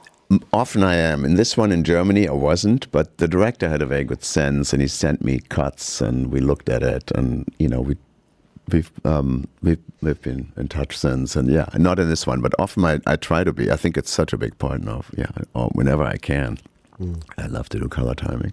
And then how like, because if you're out with like small crews, like how do you handle like logistics of that? Like you're filming and then or someone else downloading the footage, and then are you guys like sending backup somewhere just in case some police come and like they want confiscate your footage? Or... Well, there's always like when you have a scene that really is important, I always take the card out, put it in my pocket, which nobody really ever looks at, and put a new card in there. So if they say we want the tape, they have that. It hasn't happened often, but that's sort of one thing I do. We had somebody actually downloading in Ecuador who stayed in Quito, which was the nearest place to this mountainous area. There was another part to the story where we also went into the jungle for with like canoes for 8 hours to the Sariaku tribe, and it was pretty wild. Who also sort of defending the territory, but they're accepted and there's no conflict there. But we saw them rehearsing with guns and stuff. I mean, rehearsing and like training. Yeah.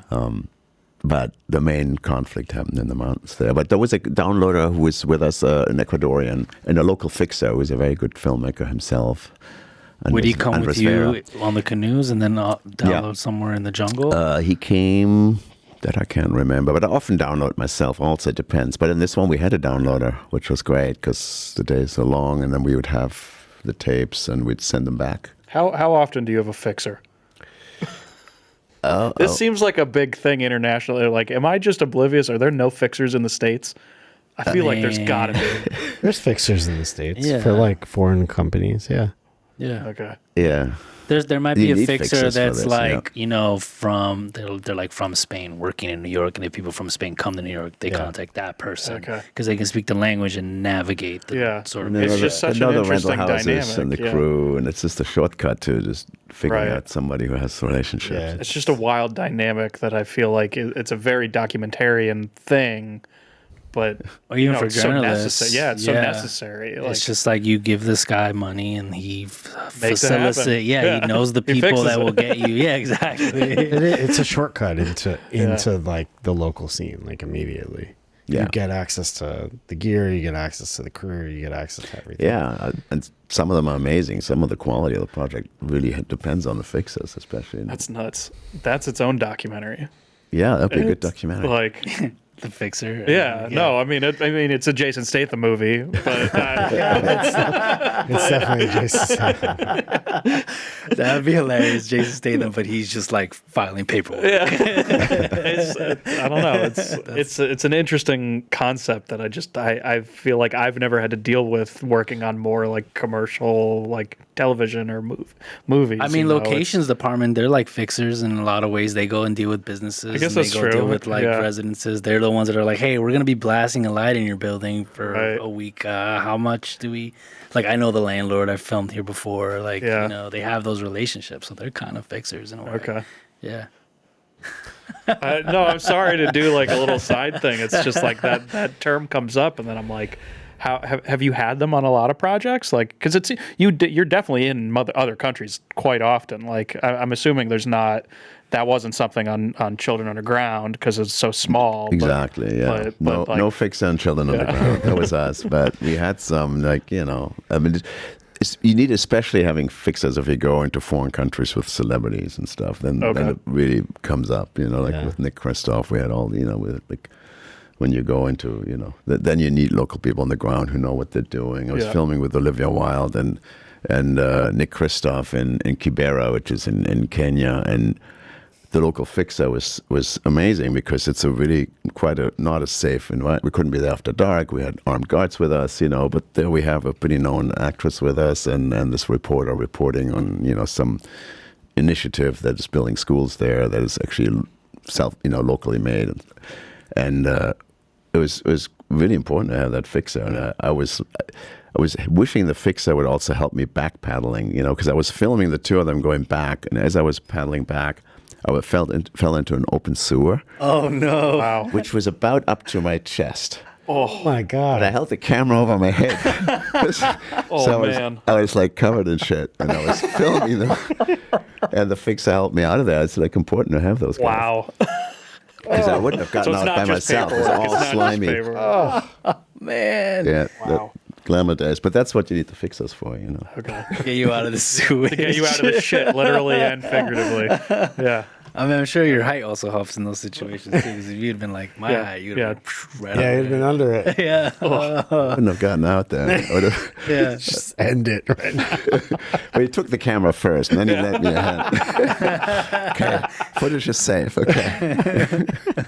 Does your height ever work against you as a doc filmmaker? Like as an operator, do you probably don't shoulder a lot when you're shooting interviews, Totally, right? yeah. Are you always shooting from like undersling? So the way I mean, it works against me because I don't like looking down on people, and I rig the camera always. So what I do mostly is I have a little waist pouch, and I brace my elbows on the waist pouch, and I have a back viewfinder, and I shoot and move my body from the hip. And then when I walk, I carry it like this, you know, which is probably not as stable, but for the locked off shots, very stable. You know, when you're filming people talking and not walking. And then lately, with bigger cameras, I use a cine saddle and put it on the cine saddle around my neck. Last night we did. But your like camera of choice is like the C500. It sounds like. Yeah, that's what I use lately. Yeah. I started with the C300, and then it's just the right size for getting. And once you invest in certain glass, I had the Canon Cineprimes pretty early, and you just stick to the camera because of the glass you have. You know. Yeah. And then I rent a lot of lenses for different projects. I do a lot of vintage lenses, and depending on what it is. But I love how small it is. That's why basically, and user-friendly. That's the main reason. So like talking about lenses and vintage lenses. I want Yeah. to talk about the Warhol Diaries. Did you use some vintage lenses in there? Because in the recrees, it has like a very like dreamy type of look in certain parts. No, we actually didn't. Interesting. We used we shot with the LF already, I think, yeah. And we had, which lenses did we have? I think we just had the Zeiss lenses on it, believe it or not. The Zeiss compacts. CP2s or CP3s? CP3s, I think, yeah. But we put fog filters in front of the lens. And then we shot everything a little bit out of focus, just the right amount. Yeah. Just What to- is to the suggest- right amount of out of focus? That's where, I don't know. That's like, where years of experience come into play. that's not my forte, you know. I just left it up to Ali, the focus puller, who was amazing, who had just the right touch to get everything the right amount out of focus. Which Yeah. is where you see what's going on, and you see it's sort of Warhol, but it's not. But we also shot some 16 millimeter reversal Ektachrome. It's Kodachrome, Ektachrome they don't make anymore, right?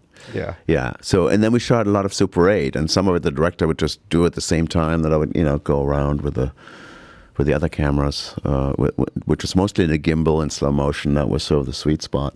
And we were prepping another film in Calvin Klein, where we, I think, doing a similar approach, where we do sort of something that suggests of the world, and the way he intercuts that with archive, I think, is really great. Yeah, the So it's just- archival in the Warhol Diaries It's fantastic, it's and amazing. it blends in with the stuff we shot, I think, so Yeah. well. That's what he's really good at. Is there a lot, like, when you're doing like those recrees, because obviously you have limitations and everything like that, but like how do you kind of work within those limitations? Because you can't show too much, but you still have to say something with it, Yeah.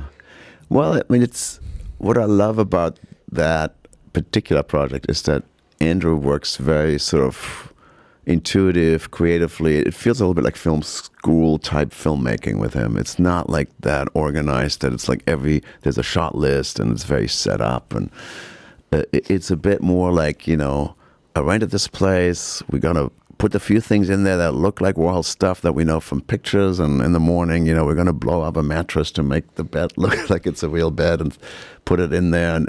And everybody's doing everything. And then, there's a crew of me and Ali, and then Joe Foley was doing the lighting. It was like 3 or 4 people in the camera crew, and then Andrew, the director, and Adam, who always works with them. It's a crew of 5 or 6 people. And we go around and just find these shots. And what's great is then you can really find, like, you use the daylight coming into this house in a way that you could never do with a bigger crew. And those are my favorite shots in the recrease, where he's like at the phone in his living room and having a glass of wine, and there's a few of those things, and it's just available light, but it's at the right time, and you're always on the movie, and you do this slight slow-mo sort of wrapping around, and I do my own movie work, which is fun for this because it's very intuitive, and it's hanging on my ready rig for most of the day, and we just run up and down in the house for different scenes to shoot, and then Joe would just put the one light we have, which is just an aperture 600, into the frame, and I just bury it in the window so it blows out with the window, so it looks like it's coming from the window. So it's that kind of very intuitive, relatively quick setup that I really enjoy, where you just don't nail everything down and you just label one shot. I mean, I love when people do that. I just can't do that very well. I get very stale. I find like if I have too long at looking at a shot, I make it too balanced, too boring. I just need the slight craziness to just not quite have enough time, or something throws me off. Then I think stuff gets more interesting. Yeah. Do you find that sweet spot of like, there's a certain amount of crew where it just kind of like works perfectly for the stuff that you're doing? Well, yes. I mean, I like the smaller crews, but the visibility of the bigger budget stuff is much higher. So it's of a trade-off, So, I mean, Warhol, the recrease in Warhol is good because that's on Netflix and can be seen. But a lot of the indie films, that I love because they have smaller crews, they have a hard time finding distribution. They're not pre-financed. They're not on streamers. So you don't get that satisfaction that a lot of people see it, that we talked about. So, Yeah. But as a process, I love smaller crews. I love it when people can change departments. And there's something about that energy that I find more creative and team-oriented. Do you ever change departments in your indie films? And what departments are you doing? So, Wardrobe. well, I doubled as a swimmer for Norman Reedus Oh, nice. in a film I did in Boston, Floating, where I set up the camera for the wide shots of him swimming in that movie, and I tell the assistant, okay, just hit play as 35, and I jump in and swim out and swim through the frame and come back and check the playback. So that's sort of changing departments. Was this Boondock Saints? What's that? What movie was this? It's called Floating. Oh, okay. Yeah. I don't know. I'm trying to think what movie Norman Reedus did in Boston. I was like, okay. It's a while ago. Yeah.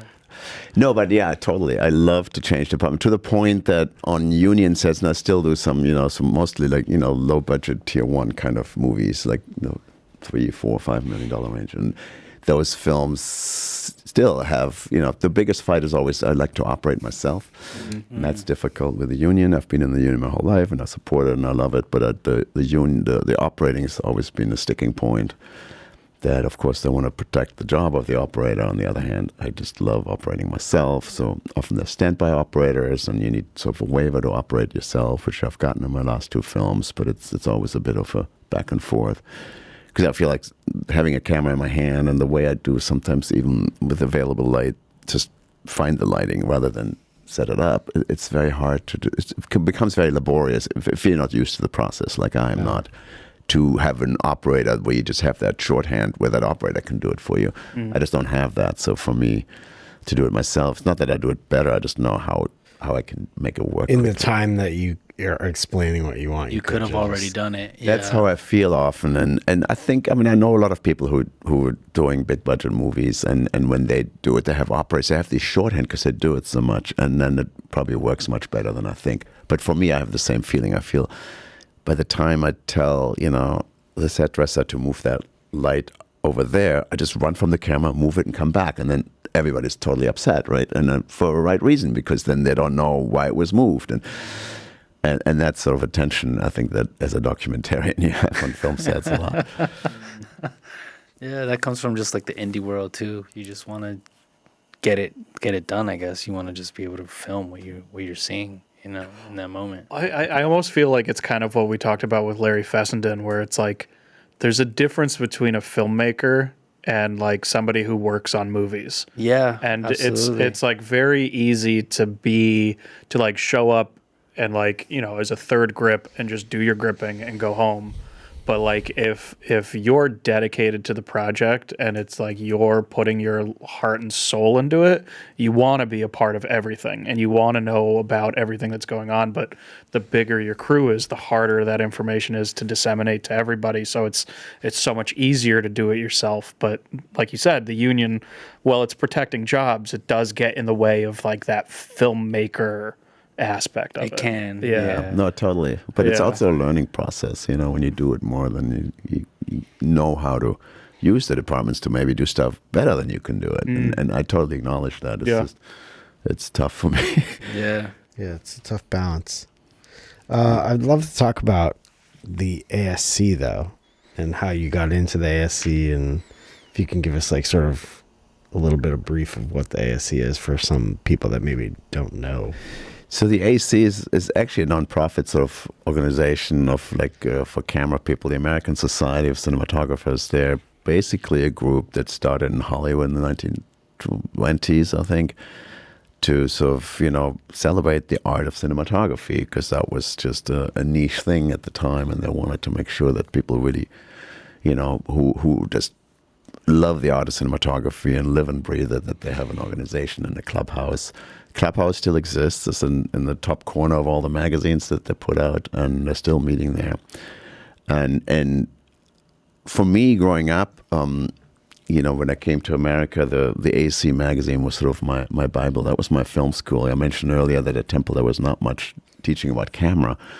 What I did learn, other than by making mistakes, was from that magazine, reading it cover to cover every month, and it was sort of the way that I could learn, like, oh, all these people are like Roger Deakins and Shivo, and they're all using certain lenses and they're using certain f-stop with certain film stocks, and And then when I got to shoot my first indie features, I felt like it was natural. I like the Cook S4 at 2.1 third, 2.8 1 third.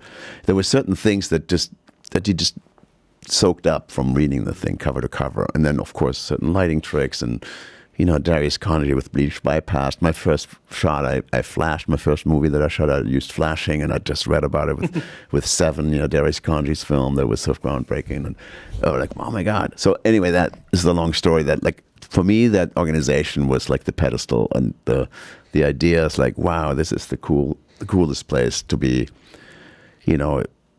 doing these amazing camera feeds for like some films that I've admired my whole life, and these names that were all like sort of my heroes, who are in the ASC or at the title ASC behind it. So that's the organization. And lately they've been also interested in getting more documentary people in, and that's sort of how I think I got into the play. Because they're traditionally more for fiction and large, Hollywood people who do fiction films. Now TV, of course, a lot more TV people, but it used to be primarily fiction feeders, and all the heroes that I grew up with were all the people who shot the movies of the 70s, 80s, 90s. So it works by peer recommendation. So it's not like anybody writes to you or invites you. There's sponsors. There's 3 people that are members of the ASC that put somebody forward who they think is like caring about the art of cinematography. They're also looking at character, actually, of the people, which I found interesting. They really want to make sure that these people are also people. No crazies, is that? I'm not sure, but I think there's certain people Right, that kind of crazy. maybe didn't want to be in or don't want to. Yeah. I see. So and so in my case, in the Camera Collective, there's Tom Hurwitz, who at one of our Camera Collective meeting, he's one of our 6 members. He said, Wolfgang, I think you should be in the AC. And I was like, oh, yeah, why dream on? It had nothing to do with me. It was not on my radar. And he kept sort of mentioning it and say, okay, I'll tell you how it works. And he said, if you find 2 more sponsors, and I know a few people in the AC from having started with, like, Oliver Bokelberg was one of my sponsors, who is somebody I started out in the indie world in the 90s. Mm-hmm. And then Buddy Squire is another documentary cameraman who I work with a lot, who does a lot of Ken Burns movies. And I asked the other 2 to if they would do it, and then it's a whole process. The whole thing took me well over a year just to put together, because they don't have time. They have to write recommendations. You have to put like a list of movies together. And then if you have 3 sponsors that put you forward, then it goes to the committee. That is all volunteer based, and it's all based on people mostly in Hollywood, in LA, that then make the choices, put forward a meeting. So the meeting goes that you then have to fly yourself on your own dime to LA to defend your work, to show your work. So you have to make a sort of a 20-minute clip and show. And they don't want like a montage. They want scenes from different films, and you can choose what it is. You can choose 4 or 5 projects, but not too many, and not like a big montage with music. They really want to see scene, how you handle scene work, how you handle, and this was the scary part. So I came over there, and you go into this clubhouse that I've been seeing on on every magazine since I was in America. And they take you in and say, put you in the room where, like, this is Vittorio Storaro. He's on the wall there. He was sitting in the same chair when he came in. And, like, you hear all these stories that are just already, like, you feel like they're small, and it's like you don't know if you belong and what happens. So then they take you in and says, okay, you come into the room. There's gonna be 10 of your peers sitting around the room. This was after the pandemic, so there was a video wall with Zoom people that can Zoom in. There were maybe another 20 people on Zoom. So it was a fair amount of people. And it's all voluntary. There's the committee and then people who want to call in. And ideally your sponsors. In my case, the sponsors were busy, so they weren't really part of the meeting. And then you go around the room, you shake everybody's hand, you sit down in the middle chair, and then we're going to show you a clip without sound. You talk over it. You explain what you want with it. And then afterwards, we're going to talk to you. Damn. I always thought it was kind of one project that somebody nominated you for, but I didn't realize it was like a... It's sort of based on a body of work, but okay. often somebody has made a very... So you're a relatively new member. It happened a couple of years ago, maybe 2 or 3 years. Yeah. So, and then, I was like, sinking in my chairs. But then, by the time the images come, you have all these memories. I'd prepared, actually, because of COVID, in my case, I'd prepared a version with a commentary of what I would want to say about the films baked in case it wasn't unclear. It was the first meeting in person again after they had shut down. Oh, wow. So it had to be prepared on Zoom with just sending it all in and having the commentary baked into the footage. So I'd already set this commentary. I recorded it, so I had a version of it. But I was still nervous, and then the guys were just so amazingly nice. I mean, John Simmons sat next to me, and he was just like the nicest, so accommodating, and then finding people he knew, Sam Pollard, that he knew people from my world in the New York doc world, and then I saw like Nancy Schreiber, and there's people on the screens. All of a sudden, like, oh my God! Then you feel very quickly like you're in a group of peers, even though some of them are on pedestals for you. You somehow feel part of the group. So that's my experience of it. Yeah. Were they asking you questions about your body of work after they watched it, or are they just having a conversation with you as just a peer? Very much about like the whole thing. It's similar to what we're doing today, not as in depth. But is this more nerve-wracking? It's Well, we brought your just body like of work, actually. We want you to do some commentary on it. Sitting in my seat. No, but they'll ask you about like how you started, what films you loved, blunders you've made, and stuff like that. But mostly about the work that you're showing, and what I want a documentary on that. Approach to lighting and approach to where your ideas come from and what ideas go into the filming and stuff like that. Yeah, I want to follow one cinematographer and their journey to preparing get the body We of should work. propose that. That would be sick. Yeah. That would be so cool. Do you Ask Shelley about that. Do you remember which scenes from which movies you showed? I did show from the film we just discussed, the Ecuadorian film. I showed some of those films, and then I sent some people links to the whole film. I showed some of Warhol, which had just come out. I showed Sophie and the Rising Sun, which is the World War II drama, where you can use any lighting. I showed Broken Meat, the very first film I made that got me started. Oh, cool. Okay. And that was because Oliver Bokelberg told me, I love that film, you have to put it in. I took Bruno out because many people told me there's so much time-insensitive stuff in there, don't open that can of worms. Yeah. Because it looks very differently now than different now than it did when we filmed it.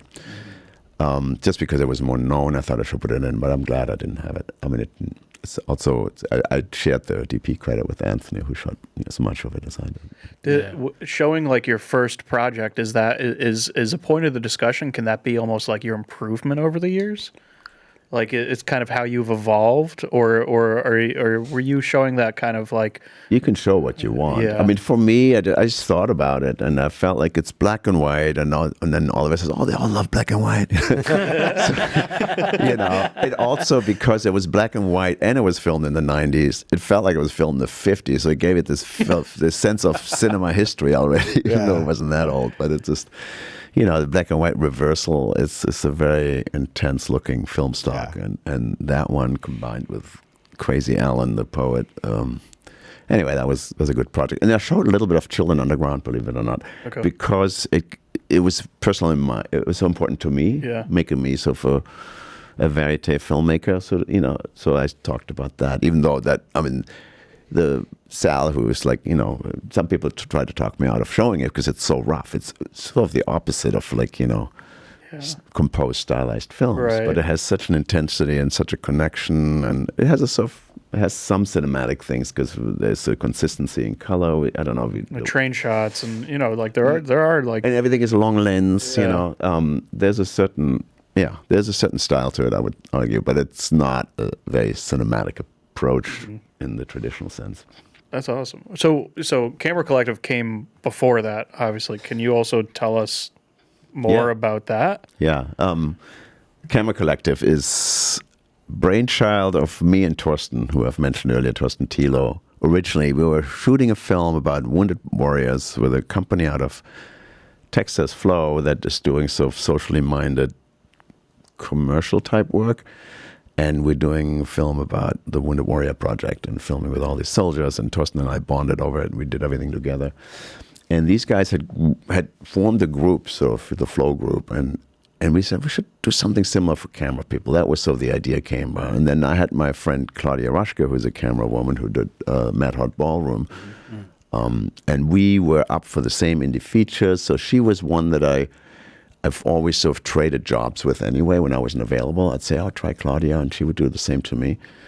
And we both had a background working indie features and documentaries. And she, like me, is also much more known for documentary now, but she also has a big background in fiction.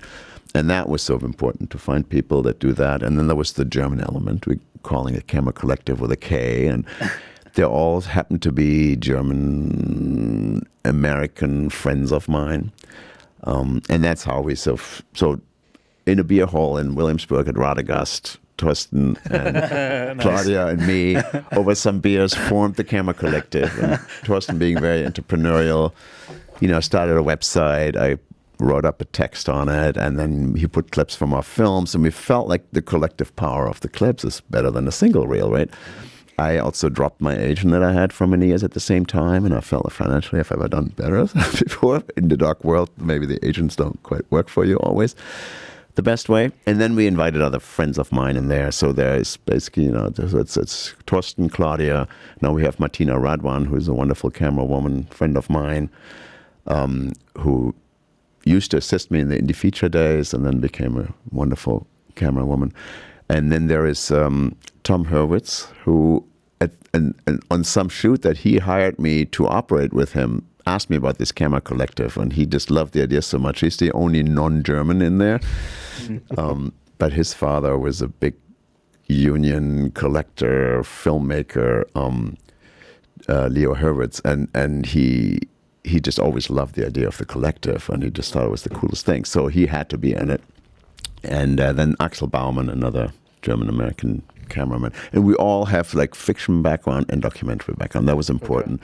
Okay. And then we wrote this thing that we especially, have a similar style. We all have similar cameras. We work with Cinema Prime lenses, and not all primes, but we work with, with similar gear, and that was very easy. It became sort of a platform where people could hire one of us, and if we weren't available, somebody else could take over, and has a very similar cinematic language. And it worked so for us, I think, to sort of get sort of some visibility and help each other out to get more jobs. I think we all sort of benefited from it, as the collective power of like our projects together look much more impressive than one project. And we also, we have meetings mostly, over a beer at a beer hall. And we have Camera Collective parties, which have grown over the years. You should come to the next one. Oh, please. I'd love to go.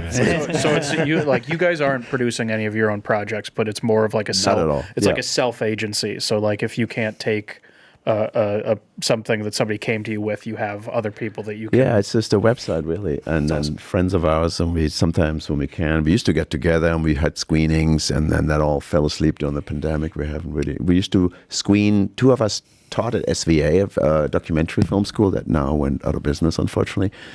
And they gave us the screening room. So we would once a month take the screening room, show a film that we shot, and talk about it. And we did this for quite a while, and that was really quite successful. A lot of people came, and it was really fun to do. Love to do that again. Find a good screening room. Do you find it hard when like we're in this world now where everything is shot theatrically, but a lot of people are probably not consuming it in the theater. They're watching it at home on their TV or on their phones. Do you have any thoughts on or feelings toward that, especially as someone who spends so much time like framing and filming and hands going numb? Like, yeah, no, the way I'm geared, I still think of everything in the big screen. That's why I love shooting with a viewfinder, because it's my first little cinematic viewing of anything, even in documentaries. Yeah, no, I find it sad. I mean, I'm sort of going to a lot of these Oscar screenings now, because I'm an Oscar voter for documentaries. Wow. And that's sort of a big part of my fall now. Whenever, after a shoot, I'm going out to many of the screenings. And I'm so excited to see a lot of the work on the big screen, both fiction and nonfiction. And my whole life's been like that. It's like a temple to me. So I still go to the screenings. I look at it on the big screen. And yes, you get a similar feeling watching White Lotus on Netflix, and it's fun. But I never get this sense of awe, like inspiration that I get from sitting in a theater, sitting with a film and having it, wash over me and then walking out of it. I feel like I'm high on somebody else's dream, and I take it into the outside world. That never happens to me on the phone or on when I watch it on the TV. So even though it's more inconvenient and people watch at home, I just love going out to the theater, and I do more and more of it. For me, it's like that the whole experience of like I have to turn my phone off and I have to like sit there, and the sound that I get in the theater is always way better than anything. Yeah, and watching it with a group of people. Hearing the reaction from other people, it's like it kind of like it doesn't necessarily like change your reaction, but it kind of like collectively you're all laughing or like in shock. Yeah, I mean, I still think there's people who watch it. I still want to be hopeful that it's not completely going away, because I still see a lot of young people out of film school that are showing up at these screenings and are excited about it. Yeah, I mean, I think you guys should bring back your screenings. I think that's awesome. Yeah, I think the fact that you're supporting other documentarians and creating that space for them to see their work and others to see their work, like that's get them a theater, John. Come on. Yeah, I need a theater. Easier said than done. And then I need my colleagues to show up more. They're all traveling as much as I do, so it's very hard for us to get together and actually do this. Yeah. As you all know, right? Yes. Sure. Yes. Yeah. The reason you started that collective is because you focus on a lot of social-minded films. Like, was that a decision that you made early on in your career to kind of take on these kinds of projects? Was that an easy choice for you to make, or has it been a battle to kind of like stay employed but also do these projects that are, social-minded? I don't think it's a conscious choice for me. Maybe looking back, I could say, oh, I always wanted to do that. It just somehow happened. Maybe with what I gravitate to, with my natural interests and what I want to do, what excites me. If I have two projects that maybe they both don't pay, but I want to do one of them because I want to film, then maybe I choose the one that also has some kind of social good or something that really gets me excited on other levels than the cinematography. And that may be how I chose some projects early, if you sort of go back and analyze it in hindsight. But I never set out to say, okay, I'm going to be going like Good Dogs is a company that basically set out to do that. I was never like that, where I made myself a manifesto to do that, and this is what I want to do. Yeah. I think what happened with also coming out of the Maisels world, they do a lot of that stuff, and I think it's the best job in the world to be a cameraman. Do you always have a bongo tie? I do, actually. No, this is from last night. Like, I know that on a film set, like everybody ends up with one on their wrist, but for you to come in here with one on, I'm just curious. Like, yeah, no, last night, this is how the best way to mount a Teradek onto your camera when there's no mounting points. Just strap it to the handle, and there it is. I think that's where that came from. I will ask you this. Maybe this is something we can close on. Is there any advice you could give to any filmmakers that are, maybe in their early stages in their career and they're trying to figure out what to shoot, especially I think now in the kind of world we're in with film? Like, what would you say to them based on your experience, like trying to start out as documentarians or, DPs for documentary work? I don't know. I mean, there's just such No what pressure. do you say? No. It's. I just always. I mean, I do I do sometimes master classes at film schools, and I always trying to figure out what's the most useful, helpful thing to say. Right now, so I think that the things that I've seen, to become a cameraman, what's helpful is to not do what I do. Is just do everything yourself and learn by doing. It's wonderful. And it's a lot of fun, but it takes a long time. Sometimes a mentorship or can be very helpful if you find a talented person to work with, which I never did, but I see other people who've done it, and it's done really well for them. I love if you don't want to go to film school, because it's so expensive, I love people who just do maybe a summer school at NYU, for example, who do this 6 weeks intensive, or this shorter programs where you meet like-minded people, and even if you don't learn everything you need to know, you find a group of just doing it and doing short films, and I think that's super helpful. And then other people working at camera rental checkout places is a great way to get started if you can, because it's not super glamorous, but you connect to people who are checking out the gear, right? And you learn the gear. You learn the gear, and then the people who hire people want to always hire people who know the gear, and that's a good way to get on sets other than PAs, which is, in camera sets. So that's something very practical that I always mention. Yeah.